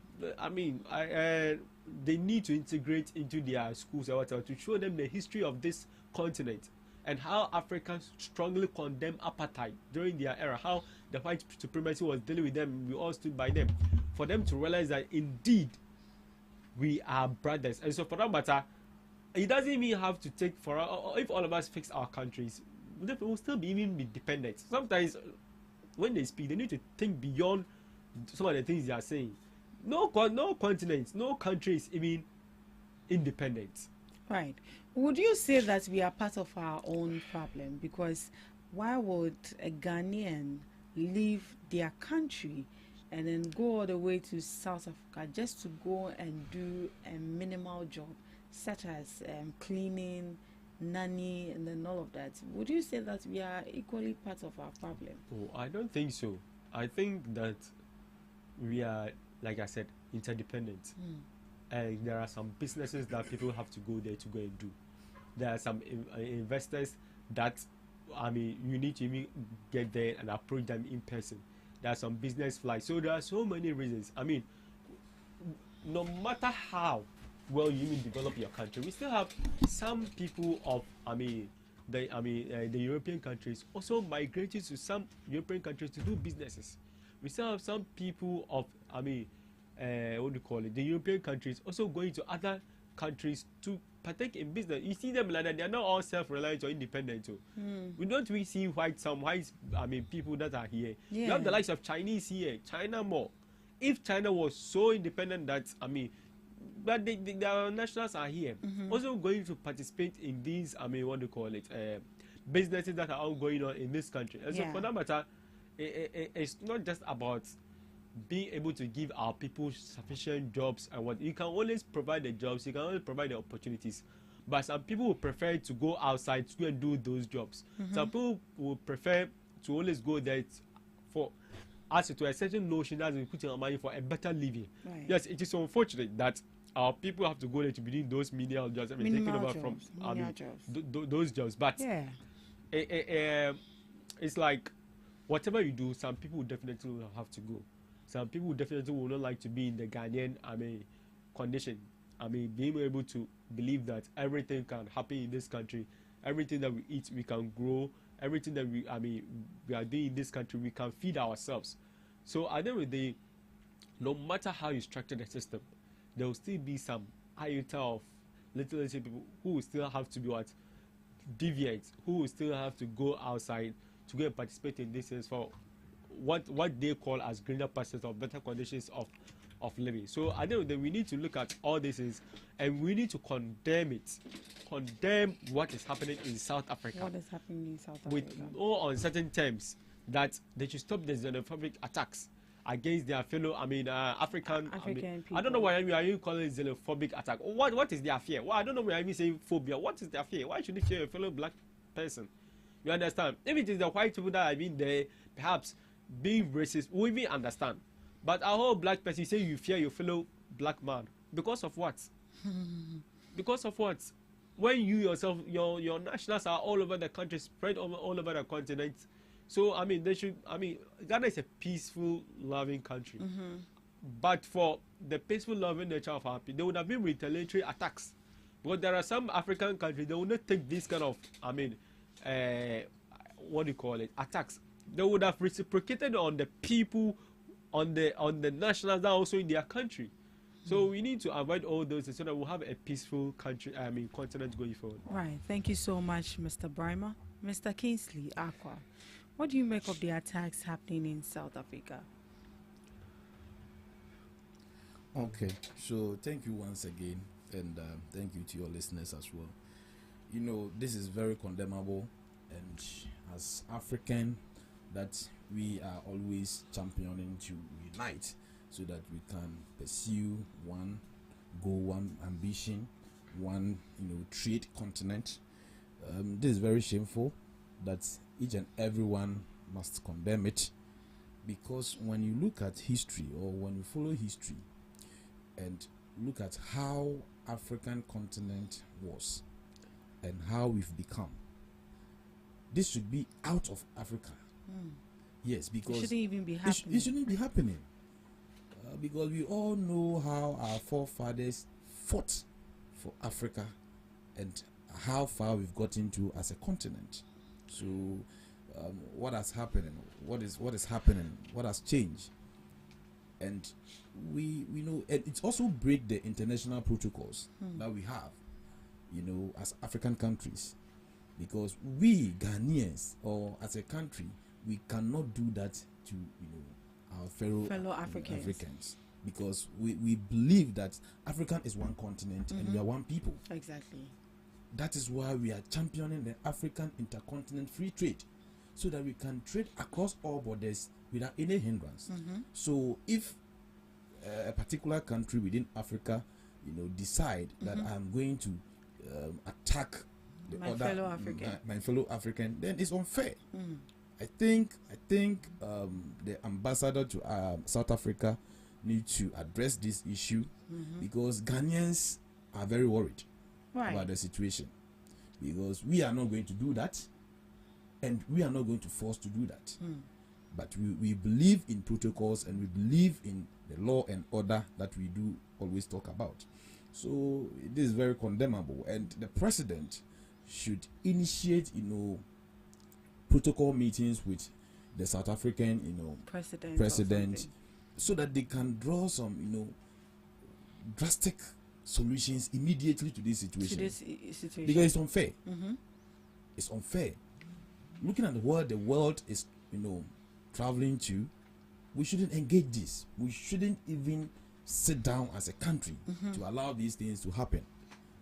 Yes, because everyone is civilized. This is far away from civilization.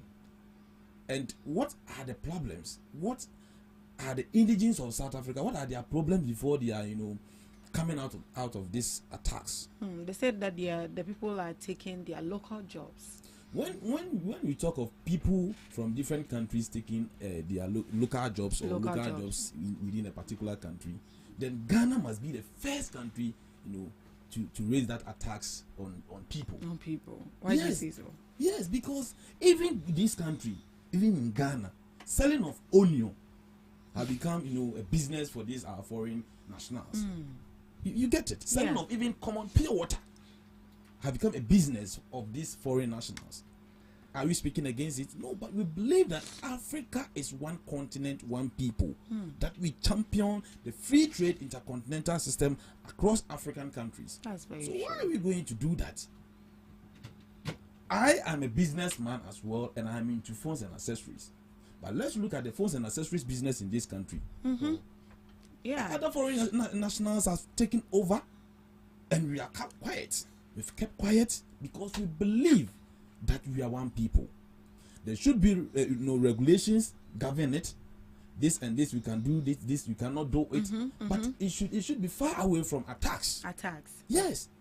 When you don't agree with me, it doesn't mean you should attack me. You should attack me to the essence of getting violent. You get it. So the president of South Africa need to set up. There should be an immediate meeting with the two countries and make sure they put up, very realistic solutions that this is not going to repeat itself. Because when it keep repeating itself, one might not know what is going to happen in this country as well. Because as we are seated here, you don't know what someone also is planning out there.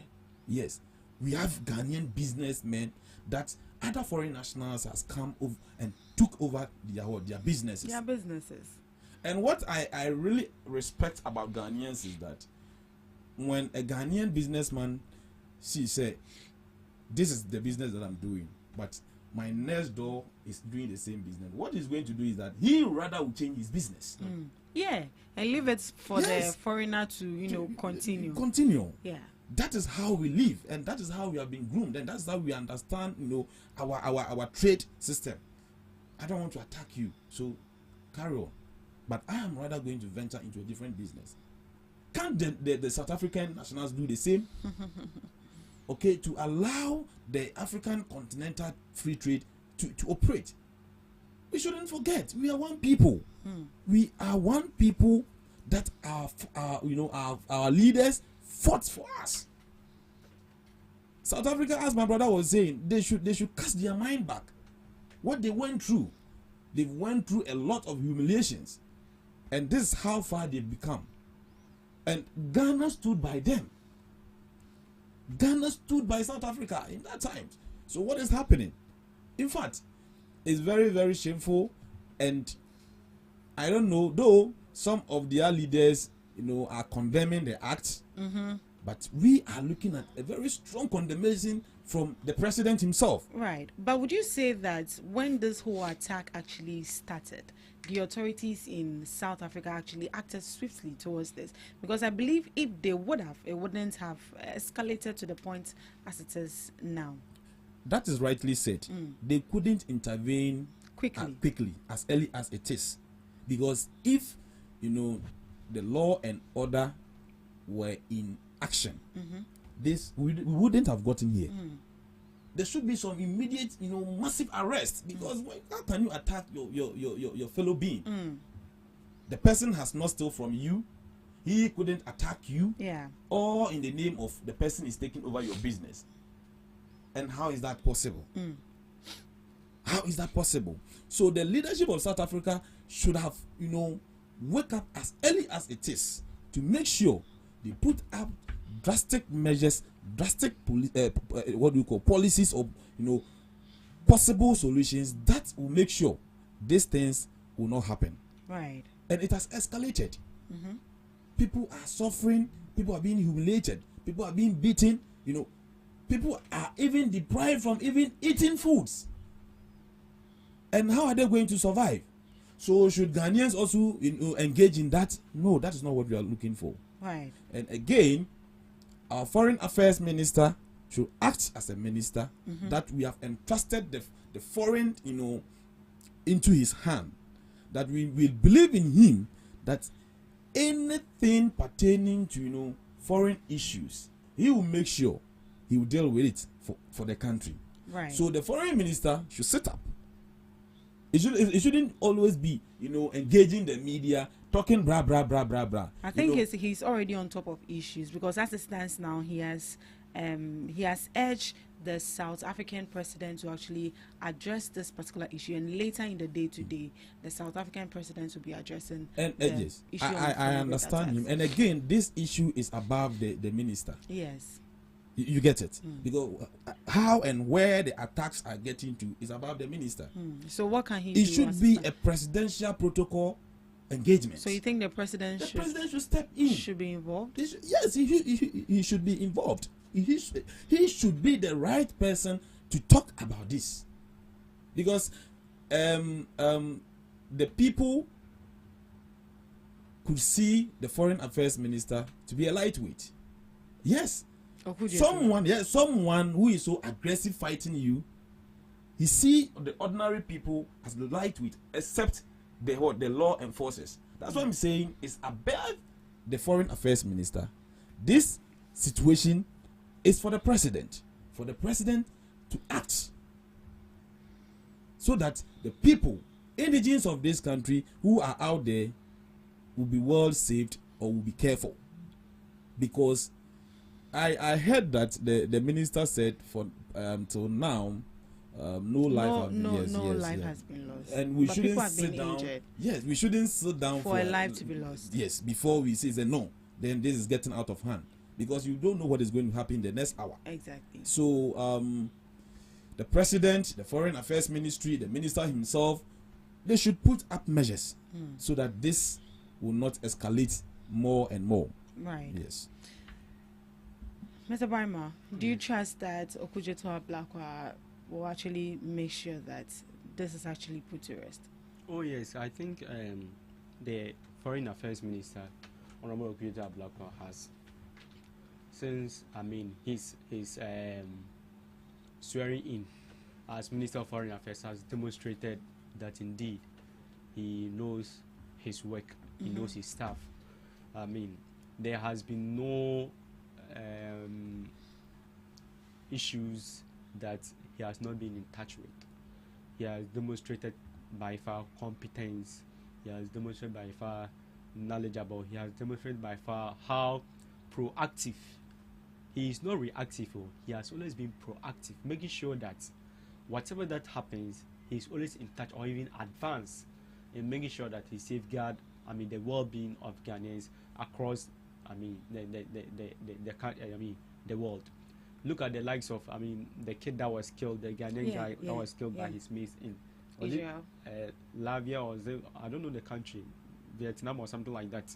He pursued it, and so for that matter, I saw his tweet yesterday. Immediately these things were going on, how he was engaging the High Commissioner of South Africa.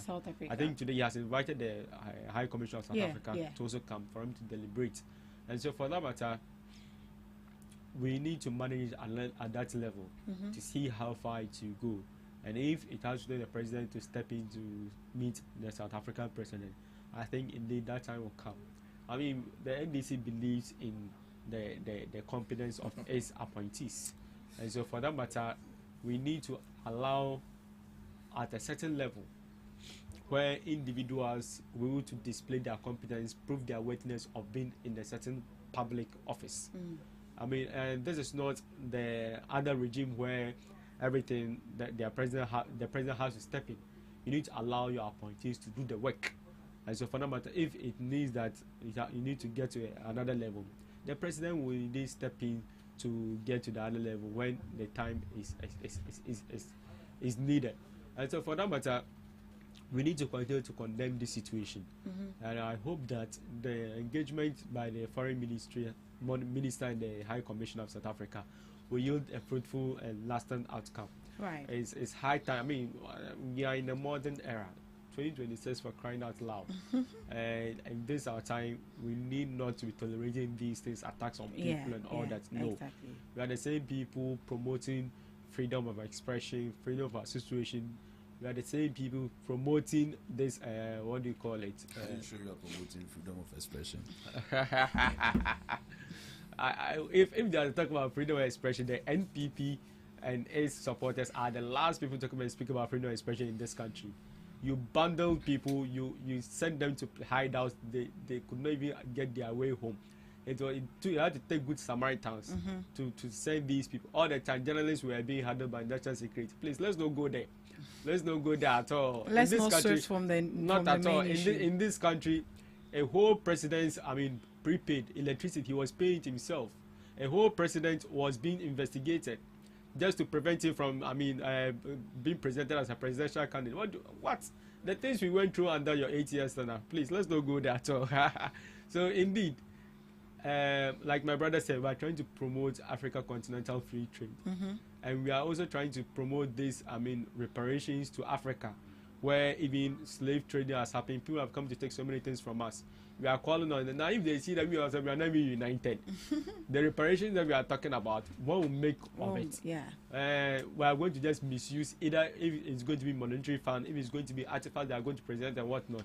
We are not being united in the first place. So we must stand united and fight against this white supremacy.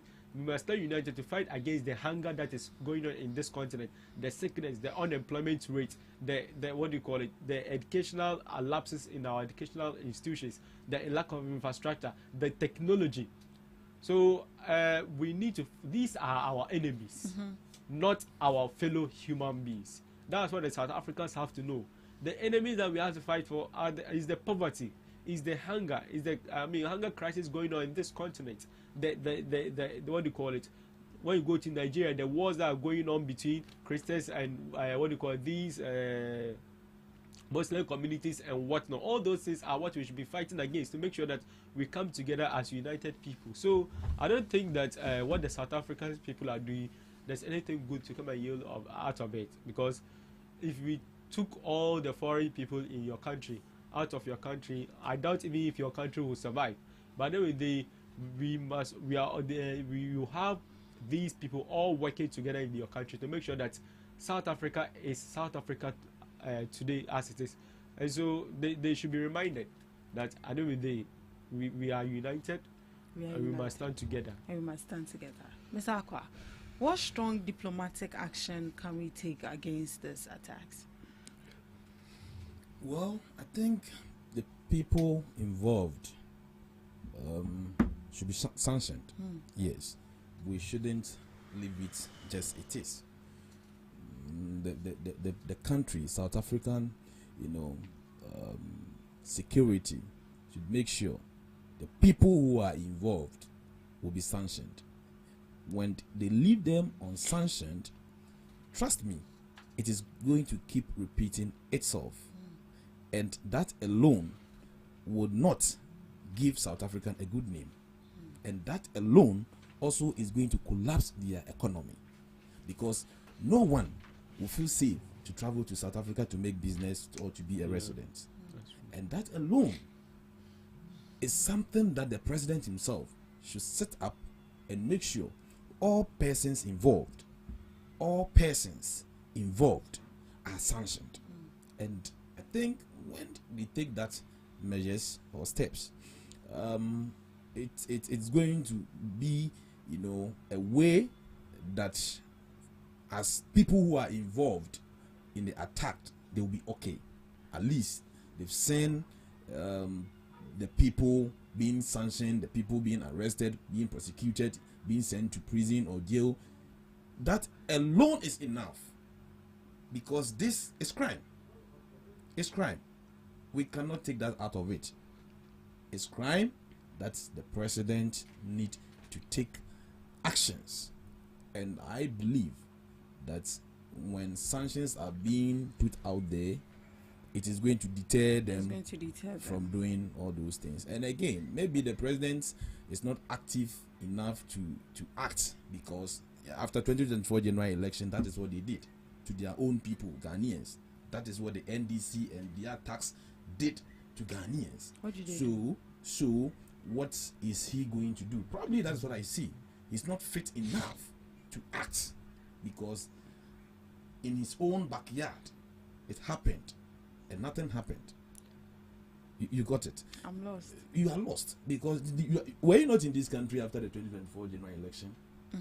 Were you not here when people were attacked by NDC tax? By NDC tax? Yes. Where is it, on election grounds or?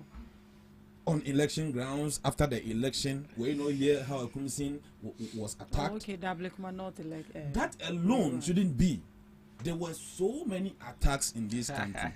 So you want to just oppose it to what is happening in South Africa? I'm saying that maybe the president is dull, weak in acting, because just after the 2024 general election in this country, his people, the NDC and the attacks were also attacking Ghanaians in this country, and the president couldn't do anything. Till today, we have not heard, and you have not heard, that those who were involved, have been dealt with. So the president needs to sit up. I was wondering, or I doubt when my brother was saying that most of the time we should allow, certain appointees to work. We should allow which of the appointees in this government that is working efficiently. Right. For the purposes of this country. Let's not politicize this whole issue. No, I'm not politicizing it. No. But I'm speaking for a fact. We shouldn't go there. We shouldn't go there at all. Really? Because people are actually suffering, and people are at the edge of losing their lives. That is what we are speaking to. No. That is what I was saying. That is what I was saying. People are suffering. So the president should act. Yes. You get my point? I'm saying that people are suffering. Okay, so the president should act. I'm saying this because I could see that it's above the minister. All right. That's my point. That's been said. Your last words on this particular issue before we move on. We are moving straight into. Oh God. It's interesting. Very. I like. He spoke so nicely, and at the end, they like to cherry pick. Choose and pick what suits. We also talk about 2016 after the 2016 elections. Oh, very much. We also want to go there. 2017. No, let's not go there. How people were brutalized. Appeal Stadium, his car his car was hit. They threw stones at his car. He deliberately His car, did that because he needed a car from Ibrahim. so Mahama. look He at what I deliberately say. did that. Look at what I say. They appears they don't Look at what I deliberately say. did that So, because he okay. needed a vehicle Okay, from your last word, then I'm taking my time Mahama. back. Okay. Yes, because appears they don't. We know him.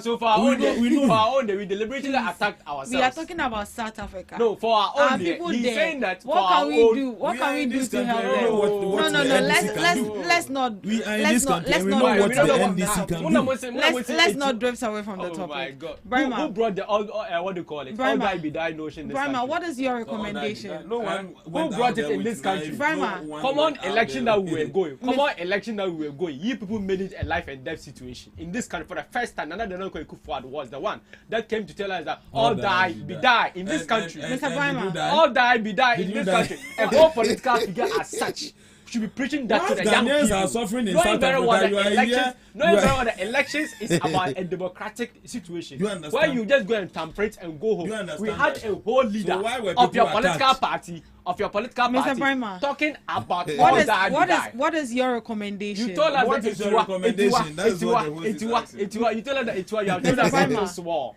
I'm You have supposed told to us take my something- time back. No, I'm telling you So that. He what has is nothing the- to tell Ghanaians. I am telling you that. What is if your it has to recommendation? come about, if it has This to do- Jandazim has to stop This because is it's not if you are fair. the- you are now promoting Jandam. You are now promoting Jandam, telling us about what do you call it? NDC people, attacking people when we want Yes, power. it's true. Which is not fact. Why did you see anybody wearing any NDC party Wow. political The, shirts? the people who went and Did you see them dressed wearing party up shirts? at the Jubilee House? Did they wear party shirts? Right, let's proceed You don't have to any our next evidence to topic. that. So, So you don't have any evidence. You don't have Galamsey any as an evidence. economic sabotage You don't against have any- Ghana's future. So,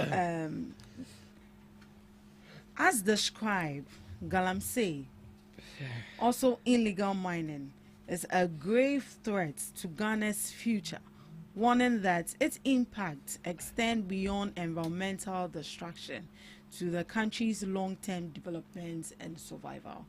What is the economic impact of Galamsey? That one, agreeably, you have to look at how it's going to destroy our water bodies, our forestry, and our, what do you call it, source of having potable water. And when that happens, when our rivers also get polluted, those who are dependent on it, we are going to see how we'll be getting water-borne disease across the country. We're also going to see how people are going to will not get access to good drinking water for their food, cooking, and whatnot. So, the economic impact of Galamsey is very, very dire. It is something that we continue to speak against. It is something that this government, NDC government, is committed to making sure that, if not eliminate it all, we'll be able to drastically reduce it and bring it to the bare minimum. This country, this government has shown commitment right from its inception that we are dealing with the menace. We've come to meet an 8 years of destruction. We've come to meet an 8 years of water being destroyed. For water bodies, turbidity level was very, very low. We had even electricity company, the Ghana Water Company shutting down some plants. But today, they are all standing and we are experiencing some clearer, river bodies and our water bodies in this. So the economic impact of Galamsey is something that we need to look at. But so far, the government has showed commitment in dealing with the Galamsey.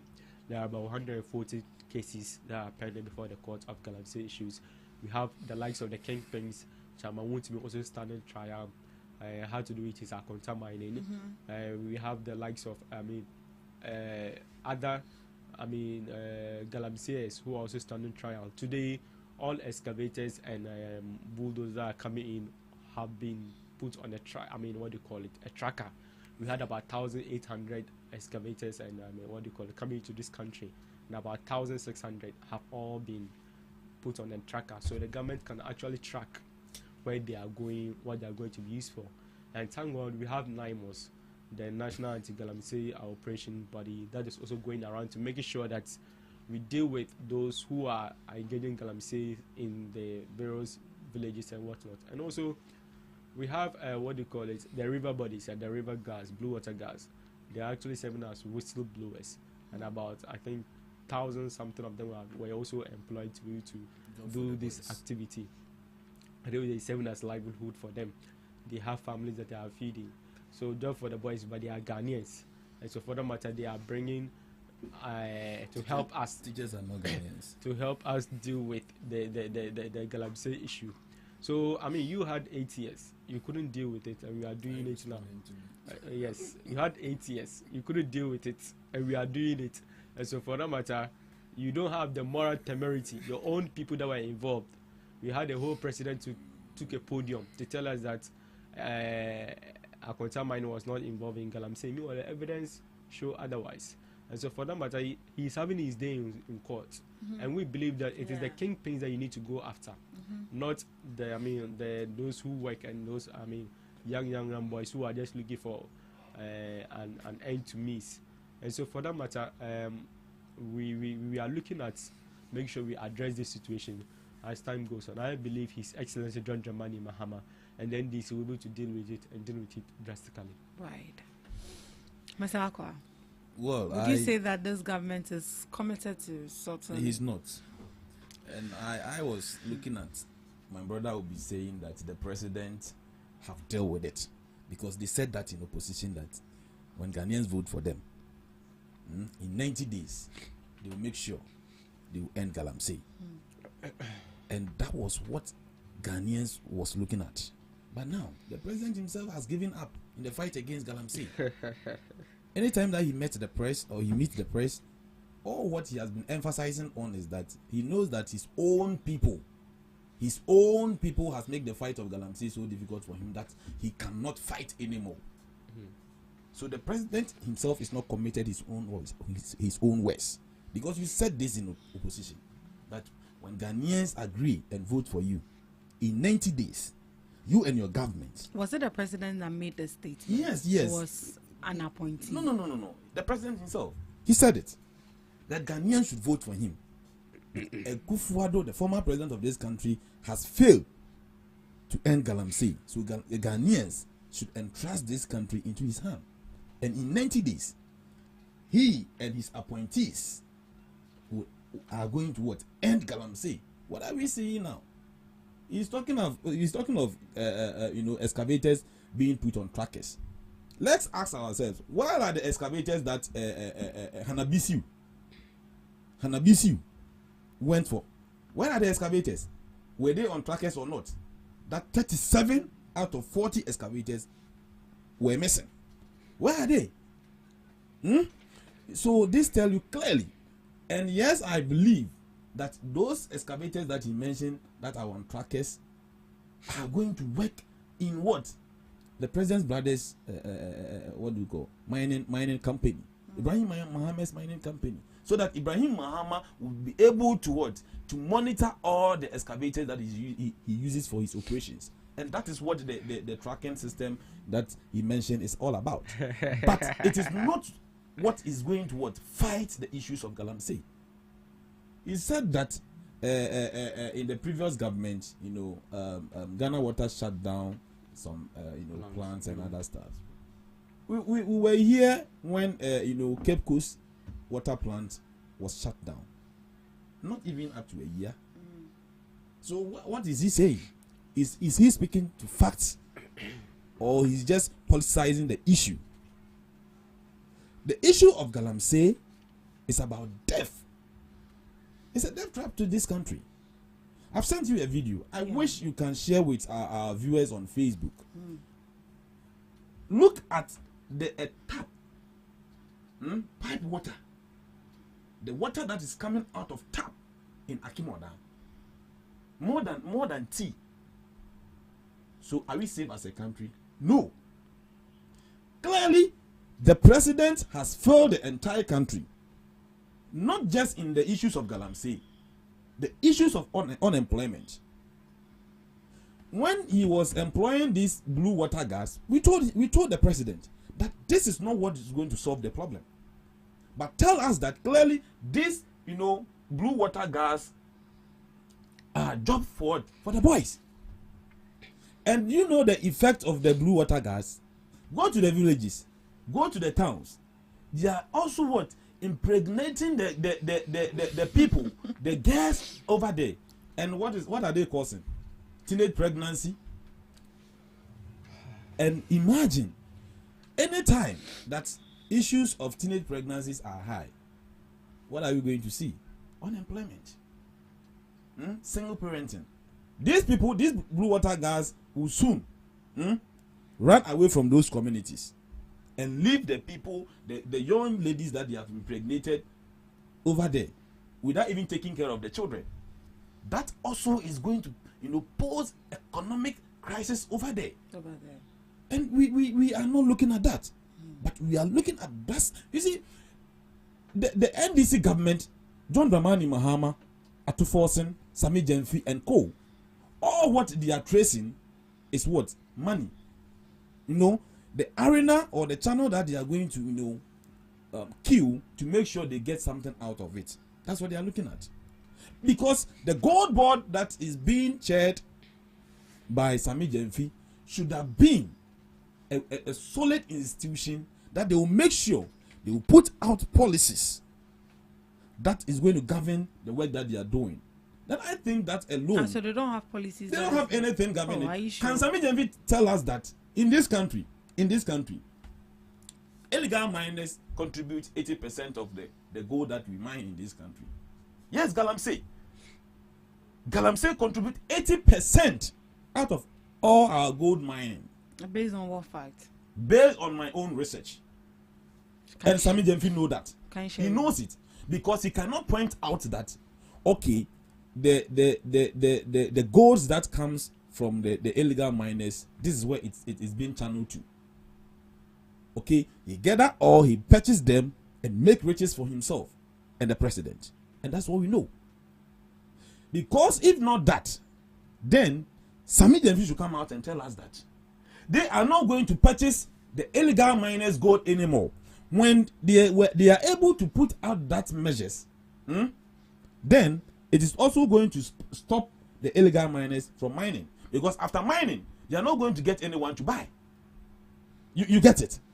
But now, the illegal miners knows that even after their illegal activities, the gold board is there to purchase their gold. So do you think they are going to stop mining?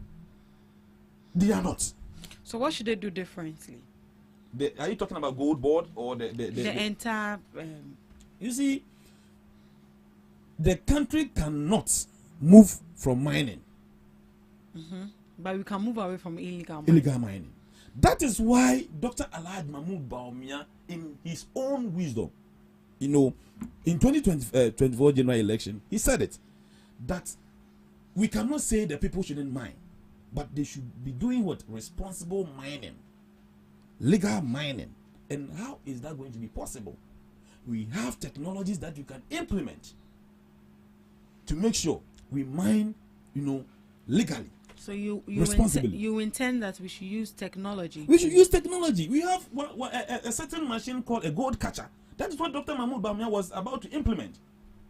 What is that machine expected to do? That machine does not support an illegal miner to go and wash the gold in our rivers, but rather it catches, it's like a magnet.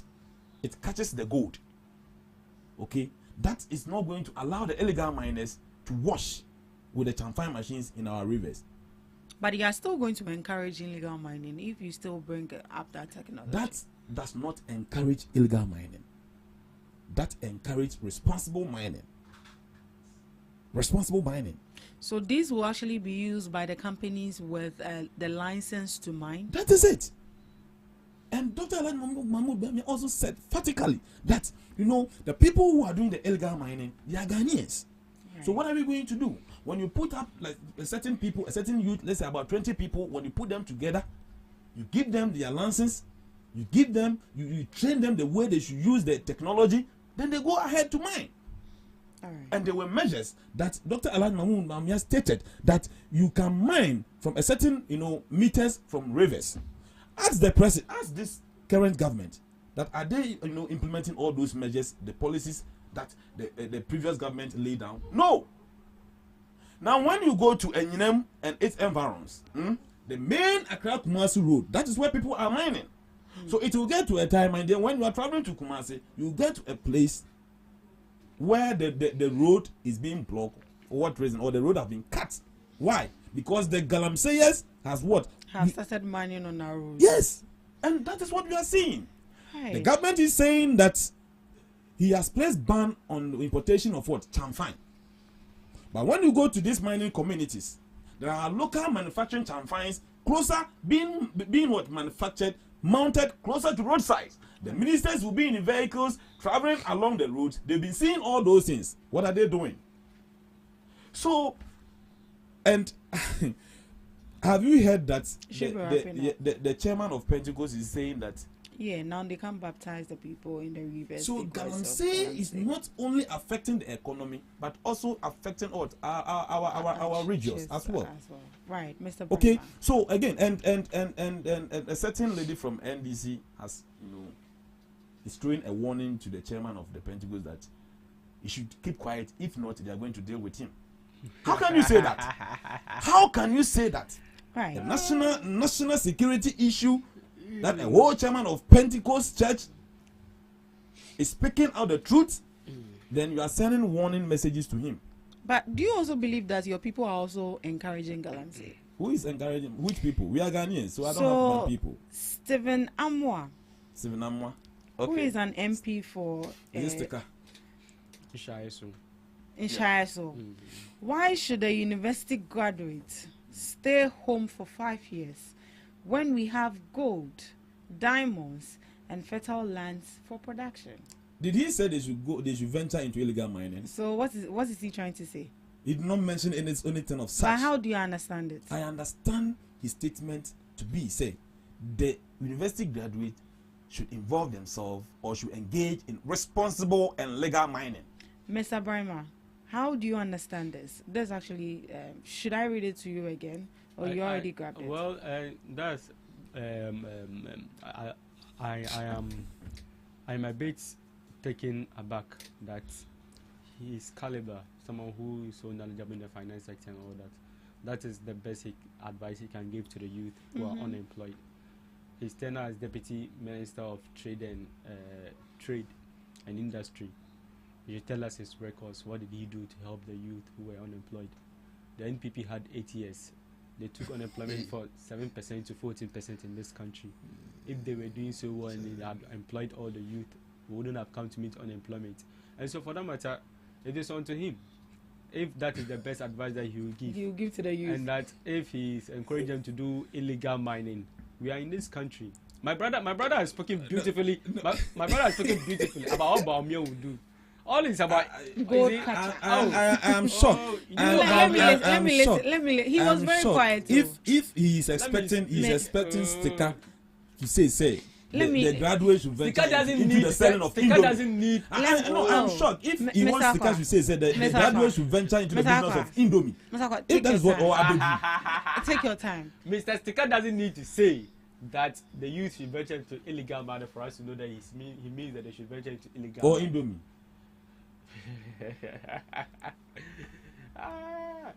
So at the end of the day, that is the fact that he knows the message he has put in there for the youth of his constituency and the youth in the country at large. My brother has spoken beautifully about what Baumia will do and what policies. Those are just words. Baumia told us that in 2016 that if we knew all the things, the solutions to the problems in this country, would have done it in the last 8 years. He told us that the presidency is not a place for try and error. That's what he told us when we wanted John Mahama to come back. None of his policies was error. I am telling you today that, please send it to Baumia, that the presidency is not a place for try and error. His mistakes, we are not ready to come and learn, to get him to come and do mistakes again.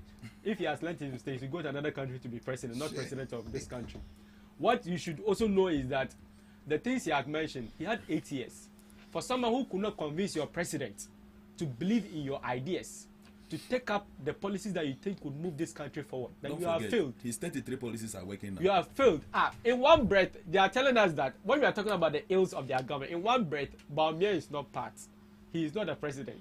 In another breath, he has implemented these policies. So where do you stand? You cannot govern, so just be focused. Where do you stand? In one breath, when we are talking about the ills of this government, he wasn't responsible for e-levy. He wasn't responsible for betting tax. He wasn't responsible for COVID tax. But he's responsible for the good of the good that we always talk about. When we want to talk about the goodness of NPP, in some of the things that they have done, let's give it to Baumia. Baumia implemented, but in one breath, he is not responsible for the bad, but he's responsible for the good. People should go and come again. Let us know where you stand. Was Baumia part of the Nado's government or not? Was Baumia an advisory of the economic management team that sent this country into a manhole, into a coma? This economy was junk status, rated junk status by Moody's ratings. Yeah. This economy, we could no longer borrow from the international market. This economy was so down that we had inflation hitting about 54% in this country. We had petrol prices increasing. We had a poor and bad exchange rate. That is your scorecard. We had one DYF failed, one village, one dam failed, one constituency, $1 million failed. Palugu Dam failed. Sure. Everything F9. What did you do for this country? What at all did you do in this country? Your record speaks for itself. This is funny. Your record speaks for itself. From the judiciary, you influence everyone. From the legislature, from the presidency itself, everything was shambled. We had a whole president that was misled by his minister in this country. Your health minister couldn't even take right when it mattered most in terms of acquiring COVID vaccines for us. So what are you telling us? Your records speak there. We were in this country where a single, a city that you took from 4 Ghana cities to almost 16 Ghana cities in this country. We have businesses that were collapsing under your watch. What are you saying? So all these are your records. We have come in today. We are making things to be better for the ordinary Ghanaian. Today we have a stronger dollar to CD ratio. Today we have petrol prices that have decreased. Today we have people being able to live comfortably without having to bother about COVID tax, without having to bother about better tax, without having to bother about e-levy. These were the burdens that you put on the ordinary Ghanaian. And today we have come to ease all those burdens. Today we are doing a Juma program. Today we are doing National Apprenticeship program. We have launched our 1 million coders program. These are the things that we have rolled out for the benefit of all young people. We are doing youth in mining, making sure that the youth mine responsibly. Don't say youth in mining. Youth in Galamsey. We are being responsible, man. You couldn't do it. If you had youth done in it, wouldn't be Galamsey. here. You couldn't do But we it. think about the country. You think about which country? We think about which country. So we are not going to venture the youth into Galamsey. If we were that good at managing our finances, if we were that good in managing in this country, we wouldn't have voted massively against you. That is your score record. You had over 1 million votes difference. So please, when we are talking about good governance, governing this country, the NPP should be the last people to come and talk about it. Right. Your record speaks for itself. Mr. Brian, your record speaks for itself. So lastly, what should we be expecting from your government better when it comes to the fight against Galamsey? Well, the fight against Galamsey, like His Excellency John Dramani Mahama said, will come to if you're able to catch the big fishes.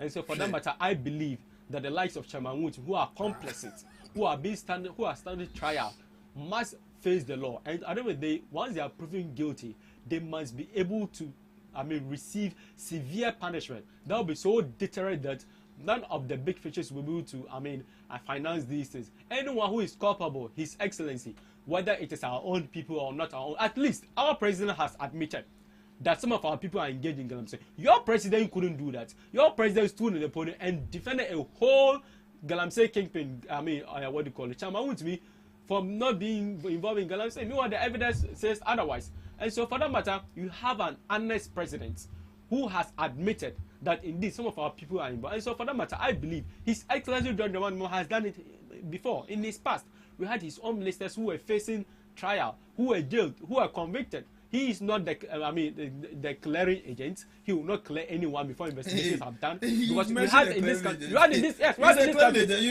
Dapa was being arraigned before they have not said anything. Your president came to clear him. We have Pius Enam Hadede, Bisa Rekitiari. The presidency, there was still be investigation. He came to clear him. We had a clearing agent We are not a clearing agent. We will make sure that the Right. investigating body go into these investigations and make sure that the outcome of the investigations are in. The presidency will act whenever those investigations are in. And so for that matter, the issue of Galamsey, we are going to deal with it, and we are dealing Give with him it in the time phases. to lie. We are recovering lands. We have been able to recover some 1,600 acres of land. We are establishing permanent military bases in 21 hotspot zones in these Galamsey areas. And so for that matter, the record is clear. The difference between us, you and us in dealing Galamsey is very clear. Is that you have At failed least on your promises. people who have not been caught on camera receiving monies for Galamsey. Child Bisu was caught on the Galamsey expose by Anas, Army Anas, taking cash in his hands to facilitate Galamsey. That is not part of our records. And so for that matter, the difference is clear. Thank you, Brima. It's like Ms. Akwa. you don't really know what is happening in your Ms. party. Akwa. Tell us. My last words. After he spoke for about you spoke before. But you about also 10 spoke, minutes. and you even I will spoke. give me last words. You spoke Meaning for like 20 I cannot banter what he said. You spoke for like 20 if that minutes. happened, then you have not been fair to me. How do you want How to can you give my be fair to last me? words? After So giving should I you say equal greetings to time. my listeners? Let's go. Then bye-bye. You see, I'm wondering if he's indeed part of the NDC. Then probably you lack some informations in your own party. Tell me. When you went to Amenfi Central, your own parliamentary candidate Joanna Jan was caught on camera video in a Galamsey pit. Galamsey pit. A whole parliamentary candidate was doing Galamsey. Have you heard what happened in what do you call Enyinem? While the MC is giving ticket to Galamsey, yes, promoting Galamsey, and you are here, you have that audacity telling us that you are solving the issues of Galamsey. You are dealing with Galamsey. Right. Okay. So, Ghanaians are very disappointed in the NDC, as I said, because the president can never say, university graduates should go and venture into the selling of Indomie. They are disappointed. Now he's telling us that the blue water gas are more are more people who he care for than graduates, teachers, nurses. What is happening in this country? Once you said you cannot, if indeed, truly, the cedi, the dollar is stable and the cedi is appreciating, why can't the president pay for teachers? Why can't the president pay for nurses? Why can't the president also create jobs for the youth of this country? So meaning, the economy that they are claiming that is boosting is artificial. That they have injected over 1.4 billion Ghana cedis into the economy. That we are seeing nothing working. Right. Hold on. Hold on. My last words is this. Now, the economy that he said is on its feet. The economy that they said, things are well with us. Things are well with Ghanaians. Things not well. Cocoa farmers. You cannot even pay for cocoa farmers. You cannot even support your own farmers, the farmers who are the backbone of the country. You cannot even support them. Right. So what are you telling us? When you go to the market, they are not buying beans, they are not buying pepper, they are not buying tomatoes, they are not buying. So cashew. Even looking at the most what do you call the farm produce? Something like cashew. The price of cashew, the price of maize. Go to the market and see. People are not buying. But the time that you said the dollar whatever was high, people were buying. There were monies in people's pocket. So my last words is that you are done with your last words, Mr. Brima. My greetings. Your last words. My greetings to Mr. my Brima. constituents and much greetings to Adamu Musa Rahab. He is coming for Eastern Regional Organizer in the MPP, and SOS Samuel Osei Sarkodie as youth organizer for Eastern Region. So these are the people that I'm extending my greetings to this morning. And Ghanaians are going to vote massively for the MPP come 2028. Yeah, so with my last word, I would like to also ask all delegates across the country to rally behind our incoming National Youth Organizer, Okai Minta, for National Youth Organizer. And also, when it comes to the communication sector, for the Deputy Communications position, National Deputy Communications Officer, I'm rooting for Era Adams Karim. So I call on all delegates across the length and breadth of this country that when we start picking our nomination forms and we are going to vote, you should vote for Era Adams Karim for Deputy National Communications Officer as well. Thank you. Thank you. Thank you so much, Mr. Brima. Thank you, Mr. Aqua, for joining us on the Ghana Talks Breakfast Show. And thank you to our lovely listeners and viewers as well for joining us. We'll meet same time next week on the Ghana Talks Breakfast Show. Do have a lovely weekend.